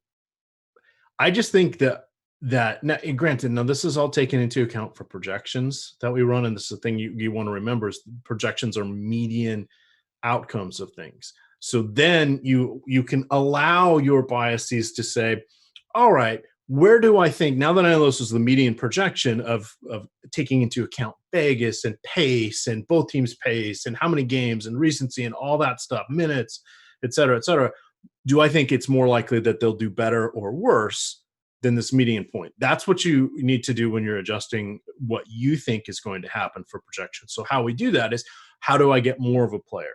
If you're only building a handful of lineups, and it's not necessarily more, it's who do I feel more confident on? It makes me feel more confident in Adebayo, but not enough for me to move mountains to get him into my lineup. Which I think is something we need to, we're getting to the point in the season where once football's over, and then especially when we come back after the NBA All-Star break, people are pretty good. The easy money's gone. And not that there's much easy money anymore in DFS. Things are still winnable. And if you appropriately look at things and utilize stuff like Osmo, the boom bust projections, the shows here with how the hosts are, you're seeing how we react to this news, et cetera.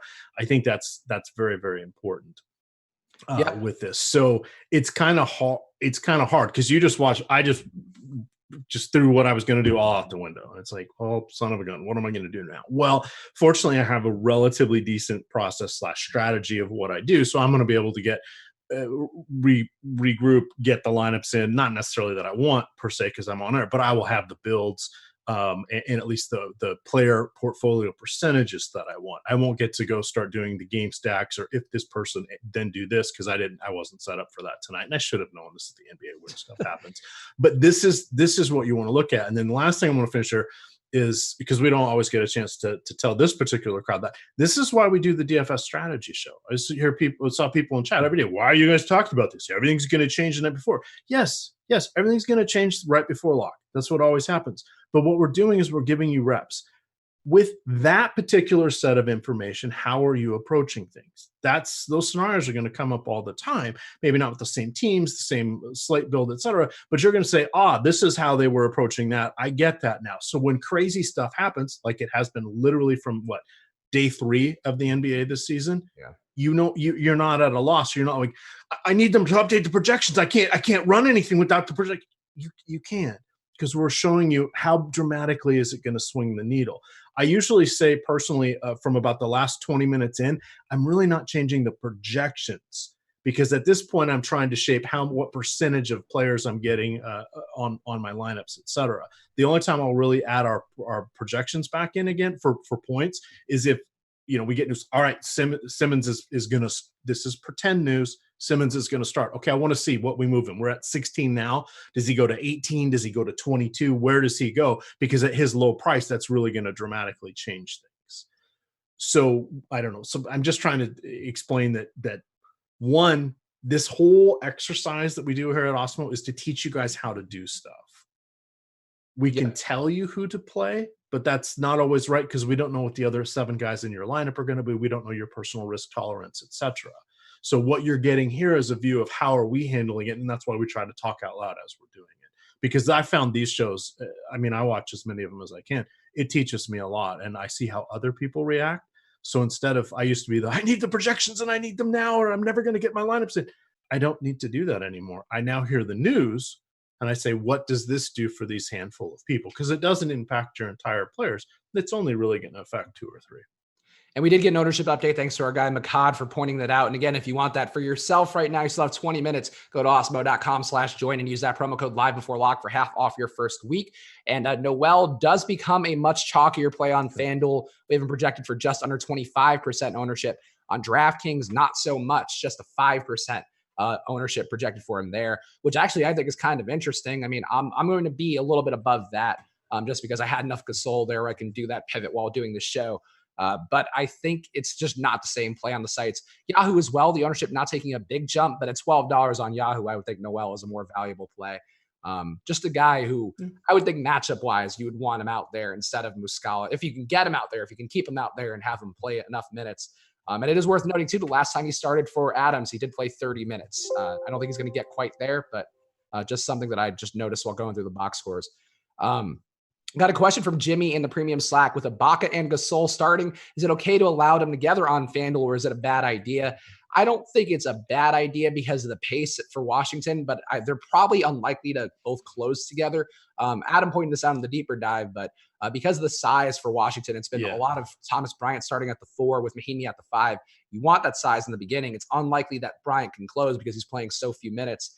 So I don't think those guys would be together. But EMAC, do you have a lean there? So I would say they're both not going to close. I don't know which one will, because they have this stretch of games coming up. Wouldn't be surprised if they gave that nod to Ibaka and just saved Gasol for tomorrow.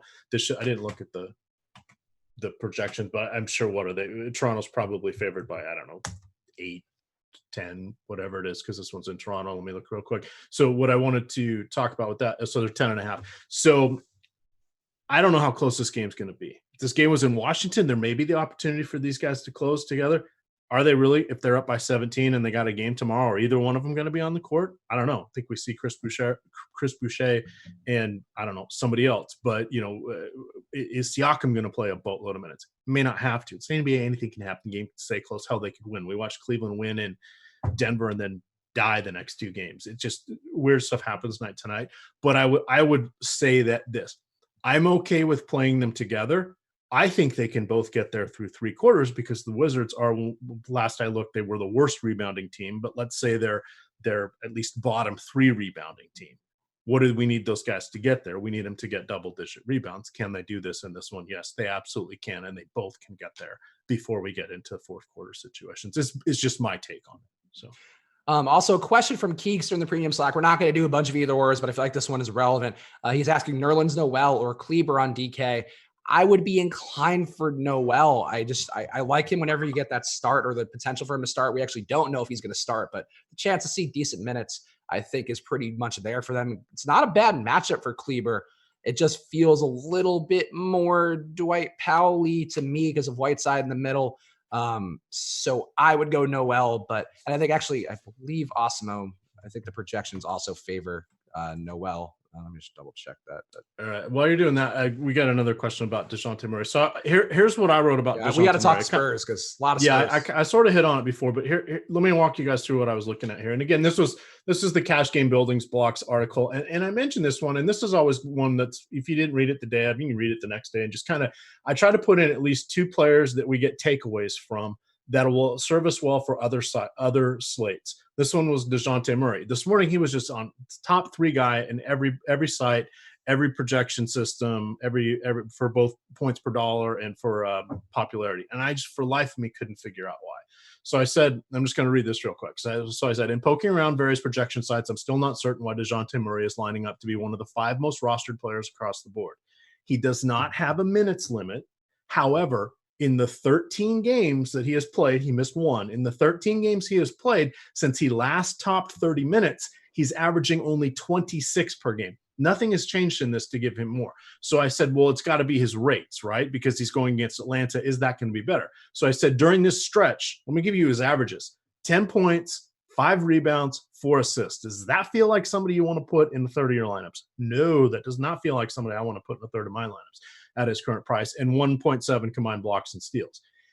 He could have an incredibly efficient game with a couple steals, sink his shots, and get to the 40 fantasy point plateau. But right now he's averaging 26.5. In that 13-game stretch, I think he had 3 or 4 games above 35. The rest were very pedestrian. I don't like any of that because I go on to say, we've got Patty Mills, Brent Forbes, Derek White, and this is before Rudy Gay was out. Now I said you got Lonnie Walker the 4th lurking in the weeds, and I said it's a remember me spot for Marco Bellinelli because he spent half a season with Atlanta 2 or 3 years ago. The point is there's a lot of moving parts there for Greg Popovich. What does he like to do? What have you guys not dealt with in the last 2 years, let's say, for DFS, getting popped. That was when he would start somebody or not start somebody, or there were multiple games where he dressed both Aldridge and or DeRozan, and then they didn't get off the bench.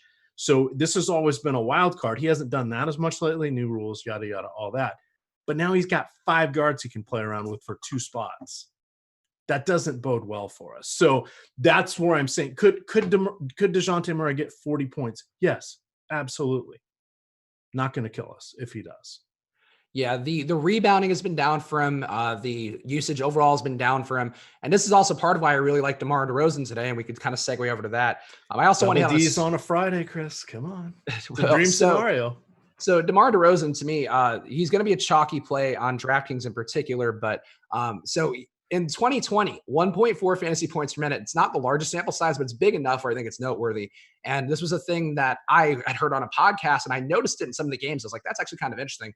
A lot more Aldridge behind the three-point arc because they wanted to shoot threes. Mid-range has exclusively been DeMar DeRozan's territory lately. You've seen him jump up to a 30% usage rate, also getting some more assists, also been getting some more rebounds, and also been doing well with the mid-range shot. He's just not a guy who feels comfortable shooting threes. Aldridge does feel a little more comfortable throwing it up, but Aldridge's usage rate has been down under 21% in the last 6 games. So I got a good amount of Aldridge today. The price is still too tempting to pass up going against Atlanta, but I do think DeRozan is the better play overall today. Better than Murray, better than Aldridge. And I also think Trey Lyles is kind of sneaky and also a way to get away from Aldridge. Like Aldridge's usage is going to be there more than Lyles, but Lyles can do a lot more. He's fast. He's kind of a ideal matchup guy against a team like Atlanta, faster paced, younger team, a little more spring in his legs than Aldridge has at this point of the game. So I still am with Aldridge. I'm going to be under the field on him. But I think DeRozan, to me, is the better play overall. And your Murray take, I agree for the most part. I think the price is still good enough where you can get there. And the matchup should be some turnover, should be some chances to score at pace. I don't think he draws enough away from DeRozan where you can't play those guys together. But yeah, to me, I just think DeRozan would be a priority. Murray, I don't mind. Aldridge, I don't mind.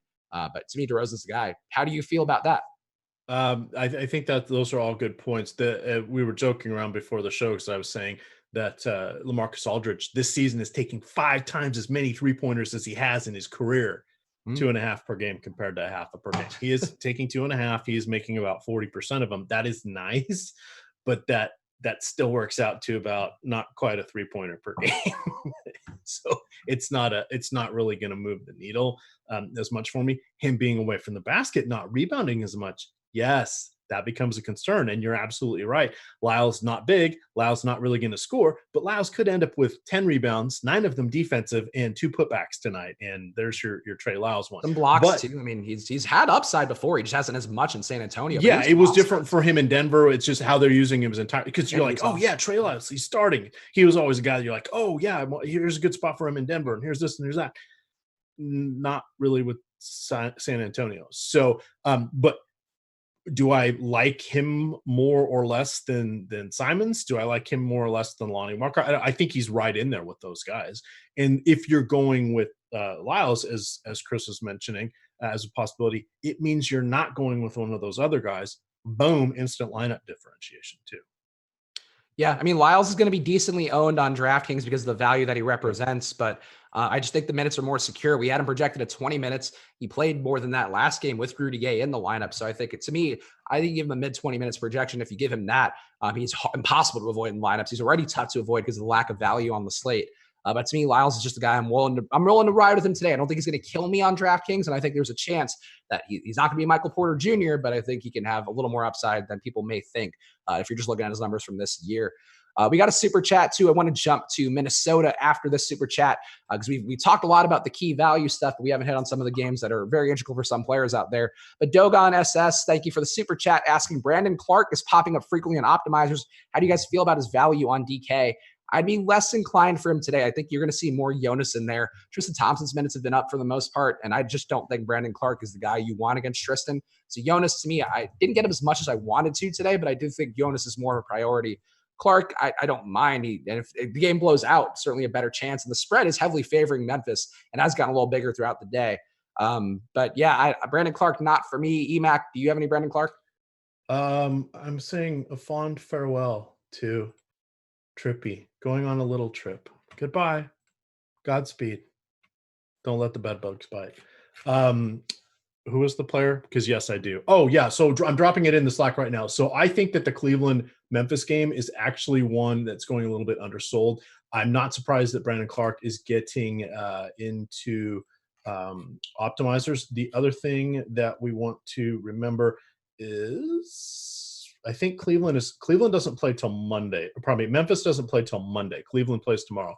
So Brandon Clark and Ja Morant, I think, are intriguing plays because I suspect we're going to see above average, above their baseline for minutes because they've got some time off here. Remember, these are guys that they rested them already, maybe a month ago, where they were saying this is going to happen during the season. We don't want to overextend them. Obviously, they're the future. I don't think that's going to be a problem tonight. Going against Cleveland, pretty solid matchup. For them, we've got two teams that are projecting for 228 to 230 points, and it's the fourth of our 7 games that is in that range. And I think this is the one that's being the least talked about. So the guys, I like Dylan Brooks, even though he's still kind of expensive there on DK. I'm getting him in my lineups. It wouldn't surprise me now that I've thrown the baby out with the bathwater if I start to get Brandon Clark in my lineups as well, based upon what that question is based on. But that's something I think that I don't mind getting this game. Within this game, I would like to make Kevin Love a priority. Ja Morant probably be my number 2 guy, and I usually don't say that. I'm more of a Devontae Graham fan, but hey, tonight it's going to be Ja. And then available to play Jay Crowder, I think is interesting. So I'm usually a little more willing to play Cleveland guys than I think most people are, but the pace up spot for them, I mean, it is a down pace game for Memphis. Assuming that these teams run at their usual pace, and Memphis is one of the fastest teams in the league, Cleveland one of the slowest. So to me, that does spook me off of Morant a little bit with his price up. I love Morant in those kind of measuring stick games like against Houston where he's yelling epithets at James Harden while draining a 3 in his face because Harden's slacking off of him. Like, he's an amazing player in those kind of spots. Against Cleveland, it wouldn't shock me to see him do that going against Darius Garland. There's always a weird thing with point guards of the same draft class where those guys do kind of go pretty heavy at themselves. You saw it the other day with Fox and Doncic. 2 guys were in the same class. Actually, yeah, I'm pretty sure they were. But, I think overall there's a lot of spots here for Cleveland to succeed. Like Colin Sexton, I don't love him as a player. He just scores, but I think this is a really good spot for him to score a lot. He's not going to get defended by Jay Crowder. He's not going to get any quality defense against him. So I'm willing to go that way. Agree on Kevin Love as well. Pace up spot for him. The price is good. He rested that last game too, so he's going to be a little fresher. Don't mind that. Tristan, a little bit harder to get to, but we did see him just go nuts against a comparable center matchup with Andre Drummond within the last week or so. So I think you can justify a lot of stabs on these guys. Osman, I'd be a little bit chatty. I'd be less into going to overall. He's the just guy because I'm Love's lowest back on. in there. Yeah, of all those guys, he's the lowest. Thompson is the second lowest, but I think Colin Sexton's interesting for the same reason I thought point guards versus point guards kind of thing as well. And I was just like, it was like, oh God, you guys probably don't even remember because you don't know Sports Illustrated anything other than digital media. But there was this great picture of all these young shortstops like Alex Rodriguez and Derek Jeter, and there was like 6 of them, and they all came in with like within the same two-year span. Like Nomar Renteria, I think. Yeah, exactly. And it was just one of those things. And every time those guys played each other for the next 5 or 6 years, that picture was brought up, the story was brought up. We always have dinner together the night before, blah, blah, blah. It was like this whole big thing. That to me feels, and you pointed out with point guards, and I used to point twice in a row. That's awesome. But I feel that that is something that may have a little bit of legs, sort of like, the same guys that went to the same school, like all the Kentucky guys, even though most of them were 1 and done or 2 and done, they all kind of go at each other because they have that Kentucky history, et cetera, et cetera. So that one I think is, if it gets somebody's hackles up a little bit, sure, why not? Be a tiebreaker. Yep, I'm with you on it. So we got questions about Karl-Anthony Towns, and to me, he's an avoid today. Yep. I just don't see how he returns to his normal minutes. Centers against Indiana, not a bad matchup at all because they have so many bigs in there. Your guy ends up needing to play more minutes. But I think, with Naz Reid kind of earning his spot, I think Gorgie Dang also kind of earned some minutes in this situation too. I just don't see how Towns gets there. I don't see how he plays even 30 minutes. That just seems aggressive coming off the kney, then an illness. He hasn't played. And a 1 month layoff. Yeah. It's a lot longer than it may seem because he's been questionable every day, but he's been out a month. Like that's a lot of time to be in game shape against Sabonis. So I would stay away today. And, none of the sites now are pricing guys down during injury. So it's not like you're getting a deal. You were getting full price Towns for less than his full minutes load. So that would not be a good play. People asking about Napier too. Oh yes. Can I finish that thought? So Napier would be my pivot away from DeJounte Murray. It's still, I'm not as thrilled. I don't know what to do with Towns back. In theory, it's someone else to pass to and someone else for the defense to pay attention to. So I don't really hate that. I don't think it's going to take a ton away from Napier.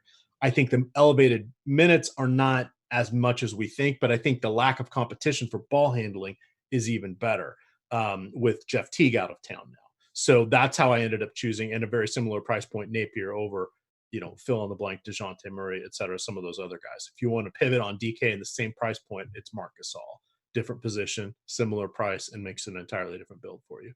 Unless, of course, they were both going to be in the utility slot. But yeah, and the effect of Napier, too, people asked about. I would think Napier's assist upside goes up a little bit. I would think his usage goes down a little bit. I think if you have him projected for 30 minutes today, he's going to pop for you. I would still favor Murray by a little bit, I think, just because of the matchup with Indiana. I just think they do a good job against point guards, and I don't know it's a perfect spot for him, but Napier's got upside at the price point. The price point really does work. So I don't hate it at all, and I'm playing him, but I do have a little bit more Murray today, so I'm on the opposite side of you there. But I think it's fair. Like, I think Napier's probably a safer play. He's probably got a better floor. Yeah, I just think Murray has a little more upside. I think that's completely fair. Oh, there you go. SJM pointing out Fox is a class of 2017, Luka 2018. So my bad there, but close enough, we'll say. Young point guards going against each other, always a thing that's fun. Yeah. Let's see. Also, SJM always loves in chiming in with a correction. That's one of his favorite things to do. So I'm glad I could bring you joy today, Stephen, my pal. Well, he's never been wrong. No, well, it's easy. Well, there was that one time he thought he was wrong, but he wasn't. And that was the epiphany where he said, you know what? I didn't like that feeling, so I'm going to make sure I share that feeling with everybody else, and I'm going to let them know how they need to be right. That is tough but fair. Love you, SJM. He likes to give me crap too, so there you go. He's one of those guys. There are some guys who just like to butt heads with you, and he's one of those dudes. Anything else we haven't hit on EMAC that you found important to your lineups? Like, I do have some Trae Young. I think he's a guy I'm interested in. I'm less bullish on Philadelphia because of me being a DraftKings player. I completely get it on FanDuel. The price is a tale of two cities there, or a Garfield tale of two kitties between those two things. I'm on a big Garfield kick. Don't ask me why. But Philadelphia, I think on FanDuel, very much in play. So biased, willing to go there again. On DraftKings, he is priced up for the point chasers. That is not a spot for me against Chicago. Does play down pace. Does have a fairly decent defense. You can talk me anybody on DraftKings. I think it would be either, Horford, but his price is still a little tough. I did get some Josh Richardson, but I just don't view these guys as a priority. EMAC, do you have any feel for Philadelphia or anything else that you feel like we haven't hit on that we should?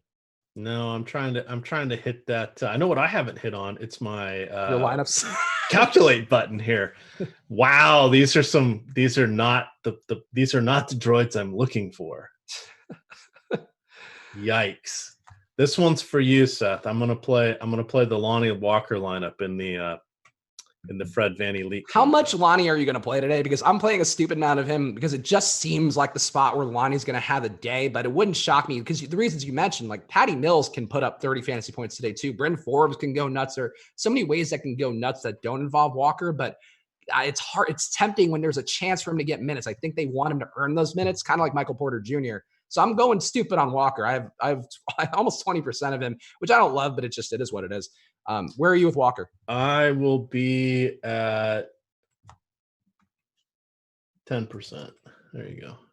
Okay. I think that's more than fair too. And look, you would think I would have learned the hard way with PJ Dozier yesterday as I talked myself out of the better Malik Beasley play, because I was like, well, Dozier got the minutes over Beasley when Murray went out. That was dumb.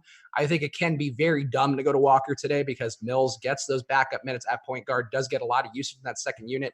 There are a lot of ways that Walker can fail, but boy, if he succeeds, I would like to be the DFS guy who has too much Lonnie Walker. People are like, what happened? Like, I think that'd be fun. Let's see if there are any quick either ors here in the chat. You guys got minutes left to make your lineup, so get them in if you have not yet, and that includes your old pal EMAC. You got less than 3 minutes left.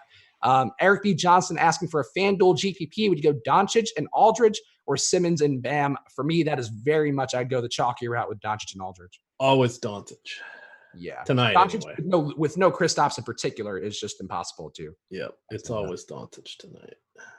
Let's see. He asked that question again.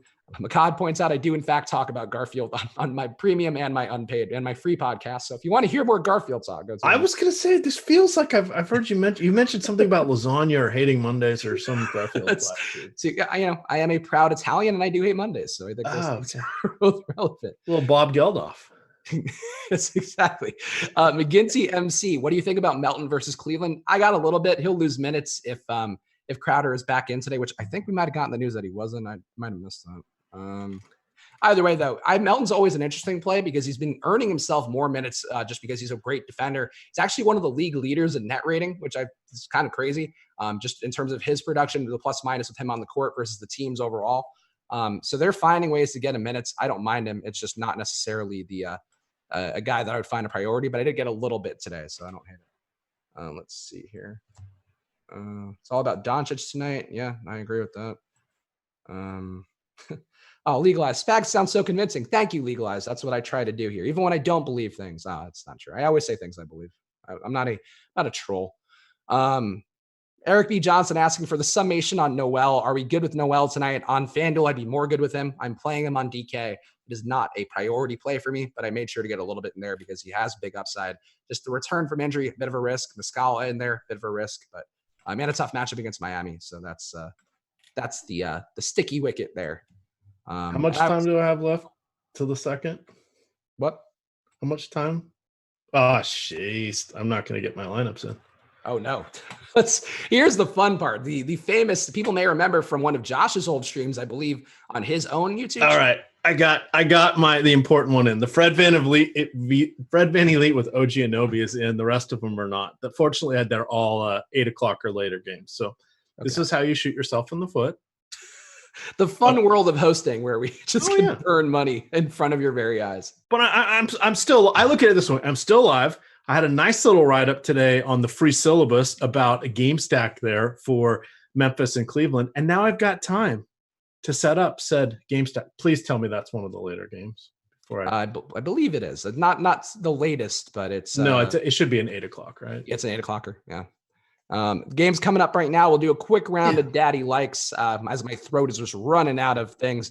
But we got 3 games going right now: Minnesota, Indiana, Chicago, Philadelphia, and Washington, Toronto. So we should have some fun ownership for the what is the Friday special for fucking DraftKings. Just like I miss EMAC. I haven't talked about this with you, but do you remember when there was a stretch where DraftKings had like a lot of fun pun-based names and like silly, like random song titles and stuff?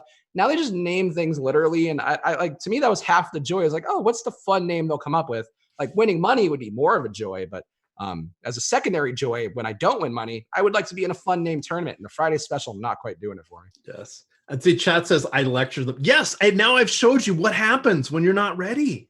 But I have my own. And look at me. I'm not mad. I got 3 games to build lineups around, or pardon me, 4 games to build lineups around. I'm perfectly fine. I'm just going to have like 70% Luka Doncic. There we go. Oh boy. All right. Well, the ownership is in.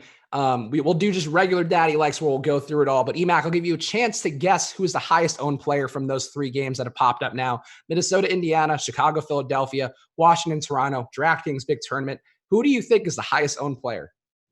Interesting, because I didn't look at our stuff. So I'm going to say it's not anybody from Washington. People are smart enough to not go all in on Toronto. People like to be weird. Al Horford. It is, in fact, Toronto. Marc Gasol at 35%. Look, he's a great price. I'm at 35%. I don't like being with the field on 35% Marc Gasol. Were you trying to get over on that? Yeah, because we had him at 21. So I was like, that seems like a good amount for Gasol given this price. Yeah, well, look, I'll live and die by it. And I thought he looked good. He looked sharp. He was getting rebounds and assists in his return, scored a little more, seemed a little aggressive looking for his shot.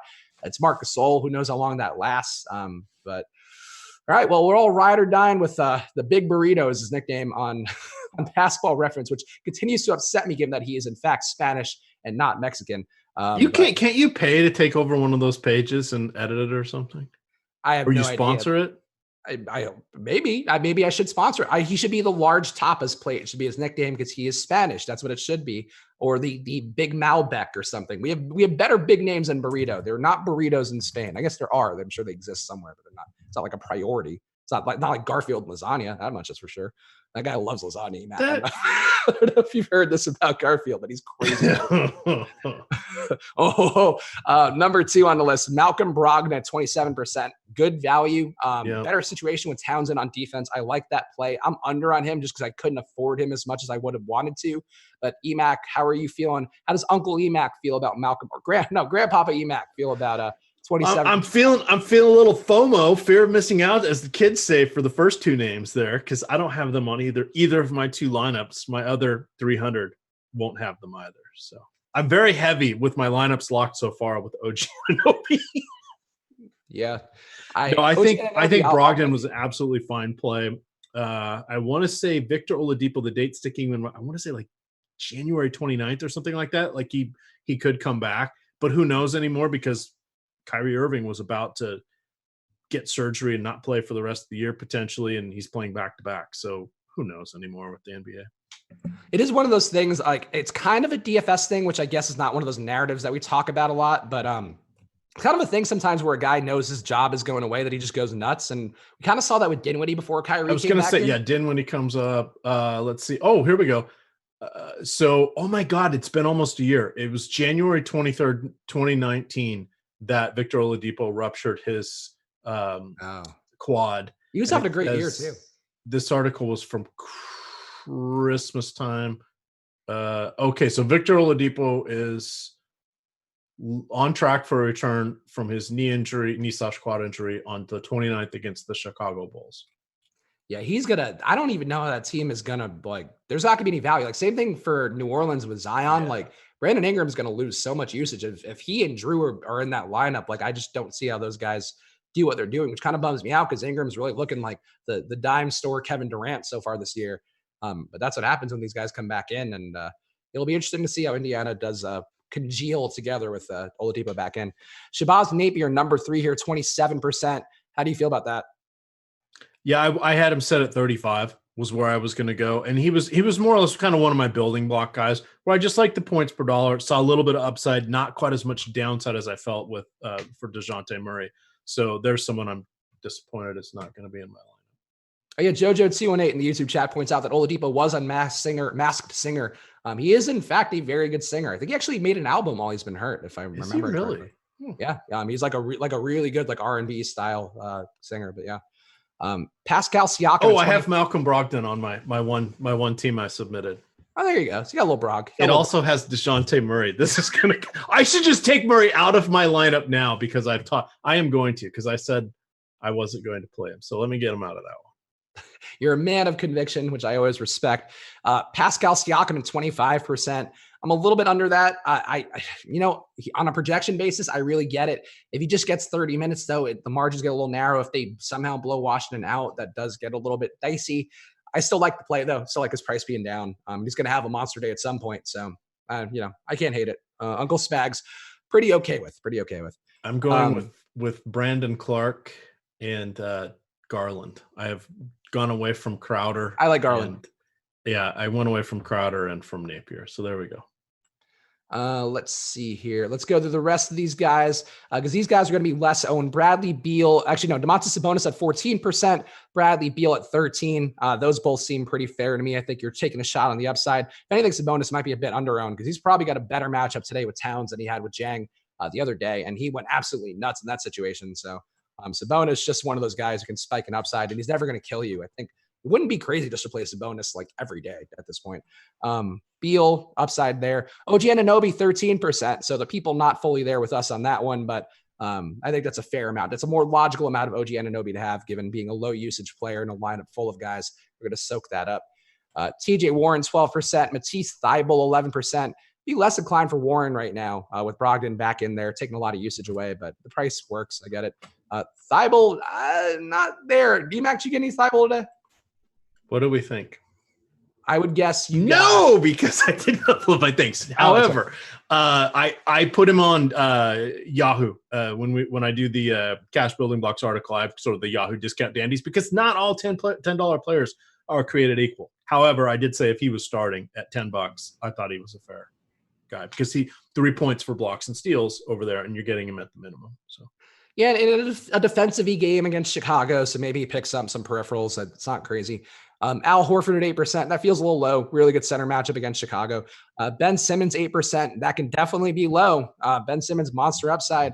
Chicago, good defensively, but I would rather have him than Tobias Harris at his elevated But who's price. guarding the rim now without Wendell Carter Jr.? So Luke Cornett. the unicornet. That one's for you, Josh. I know you're not watching, but that's for you. Yeah, Josh enjoying Sonoma, wine drunk off his ass. You ever seen the movie Sideways? That is Josh right now with his wife playing the part of, whatever the guy, Paul Giamatti. I guess Josh would be Paul Giamatti out of the two. Ben Simmons, yeah. I've Jeremy got someone in chat that has not tried Yahoo before. I'm just going to drop this article in the bottom, or in the chat bottom section. Just read it. It's going to tell you how to get a little something extra on Yahoo, even though we're sponsored by not Yahoo tonight. Oh, but we're after hours, so whatever.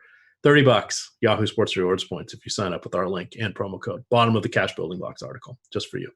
EMAC lectured today a little bit, not lectured in a positive way, but G Jones in the premium Slack, and this is not a lecture, but saying Teague playing now and Travion, I don't believe that's the case. They said they're going to play tomorrow, and in fact, the alert just said that they're going to play tomorrow. So no, they are not playing today. And again, one of the most important things you could do for yourself as a DFS player, there is a site out there that rhymes with Schmancy Schnabs. Set your notifications for Twitter so you get them on your homepage whenever there's news. Even when it's important for me, obviously this is my career right now, but I look at the notifications whenever there's anything going on, whether I'm out on a Saturday, if I'm not even playing a slate. Just important to know when guys are in and out. And that is one way to expedite that process for yourself and make sure that you are seeing everything that you need to see. Al Horford, 8%, Simmons, 8%, Jeremy Lamb, 7%, Norman Powell, 6%, Kyle Lowry, 6%. That is intriguing against Washington. So I would say Uncle Spags likes that number if you got him. Tobias Harris at 5.3%. I like that one. Yeah, it's a pay up to be contrarian spot, and you could be left holding the bag, but I get it. Davis Bertans, 5%. Luke Cornett, Davis. 5%. It's pronounced Davis, by the way. Old Davy Bertans, 5%. Luke Cornett, 5%. Cornett, honestly, not a good spot against Horford. I get it. I always enjoy playing a little unicornet. I don't mind it. Josh Okogie, 4%. I guess people think he might pick up some point guard minutes. It's an interesting thought. Andrew Wiggins, 4%. Interesting because he does play better with Towns. Going to get some more assist upside. Going to get a little more room for himself to operate. Yeah, that was one of the more interesting things we've seen is he fell off a cliff over the last month. Yeah, in a really bad way. I think just too many wings in there, too many guys. Culver taking enough possessions off the table. Napier as well, where maybe just defines things a little bit more for him to get that runway he needs. Josh Richardson at 4%. I'm actually a little bit with. Actually, I think I'm with that. So yeah, I don't mind that number. Robert Covington 3.5%. Lowry Markkanen 3.2%. Zach LaVine 3%. You can't always spike an upside. Tough game against Philadelphia, but they are not infallible. Justin Holiday 3%. Serge Ibaka, given how much Gasol is owned, Serge Ibaka at 3% seems like that could be. That's 10-1. That's that's hard because I really think he would be the guy that closed over Gasol. In all honesty, in the event it ends up being close. Yeah, I agree. Definitely some risk for the Gasol ownership, and would make sense to have some Ibaka. But yeah, that's a good amount for them if you got him at that. Jarrett Culver, 2.2%. Can't really hate that, but his role is going to evaporate a little bit with Towns back in there, but still playing point guard. Isaiah Thomas at 2%. Thaddeus Young, 2. Miles Turner rounded up to Terrence Davis, 1.4. You can spike an upside out of nowhere because he rebounds hard and scores, so I don't mind that. Isaac Bonga, 1.4. Chris Dunn, 1.3. Karl Anthony Towns, 1.1. That seems like a fair stab. Maybe he goes nuts, and that's 2 fantasy points per minute. But again, the minutes load there, a little scary. Doug McDermott, 1.1. Keita Bates-Diop, 1.1. Jordan McRae, 1.1. Troy Brown, 1.1. Jan Mahinmi, 0.9. Thomas Bryant, 0.9. Tomas Satoransky, 0.9. Aaron Holiday. Oh, my God. Is anybody going to freaking play this? Yeah, someone always does. And by the way, the Troy Brown people and the Thomas Bryant people played themselves, even though those guys are active. And Otto Porter, 0.01%. Come on. Has he even played this year? Yes, he has, but it's been forever. He's actually looking good, but yeah, he's been out for a while now. Like 2 months. Yeah, he's got that Karl Anthony Towns thing where all of a sudden he is just not there at all. But there's a rule. Only one Porter Jr. can be healthy at a time. Did you know that? That's true. That's just the law of averages, I think one would say. All right, guys, hit that like button. We appreciate it. I especially appreciate it because I've been hanging on by a thread this week, but you guys have been very helpful, keeping me afloat, keeping me up as I work through a little flu bug / sore throat, as you can tell from my throat. As I made the joke earlier, I sound like a female voice actress doing a teenage animated boy in a cartoon, but I'm doing the best to get through it. Is it a cartoon about a cat? Could be a Garfield. Could be a Garfield spinoff. Maybe young Garfield with a young teenage boy, young teenage John Arbuckle. I have John Arbuckle. I can't think of his girlfriend's name. He's a bit of a Lothario. He's got a couple who go in and out. I feel like it's like Lorraine or something. There's like with an A. It's like Annette or didn't he go? He goes to his parents' farm. I remember that. And he has also, a weird brother that doesn't talk. Some delightful fake spam in the YouTube chat right now from an account I'm going to assume is not real, nor sex, typing love you with multiple lipsticks. So I'm going to take that as a compliment, but I'm also going to hide this person on the channel because that is clearly some sort of pornographic spam. Great way to go out for the week. EMAC, anything you want to plug? Obviously, you're doing Live Before Lock this weekend, but whatever you want to say to the full. Yeah, 9:30, myself and Adam Ship My Money Share will be breaking down the NBA slate. In the can right now, we have On the Contrary. That was with Chris Spags, Alex Baker, and one Pete. You know him better as Mans, the inventor of the Mans coin overset. And we have Live Before Lock with Fast Eddie, NHL, because of course it's hockey night in Canada. And as Chris mentioned, we have MMA. Give them the MMA hit one more time there. Yeah, go UFC 246, the promo code right now at osmo.com/join. Get yourself 1 week for $1 for MMA all access pass. All the data we have for MMA is at your fingertips for Conor McGregor's big return. I'll be watching that, I'm sure, as long as I don't pass out in a coma from whatever drinking I subject myself to that my body's not ready for because I'm an idiot. But I appreciate all of you guys as always. Liz, right? Liz, that's his girlfriend's name. Okay, I'll take it. I have to look it up now. Tell you, he's a bachelor though. As a man with a cat and a dog, he's a firmly bachelor life. Dr. Liz Wilson. Oh boy, I didn't know she was a doctor, but there you go. She's wow, good for John Arbuckle. For a guy who makes a lot of lasagna, personally hand makes lasagna for his cat. He's doing better than I would think. So he's dating a doctor. But anyway, we appreciate you guys. Have a great weekend, and as always, good luck.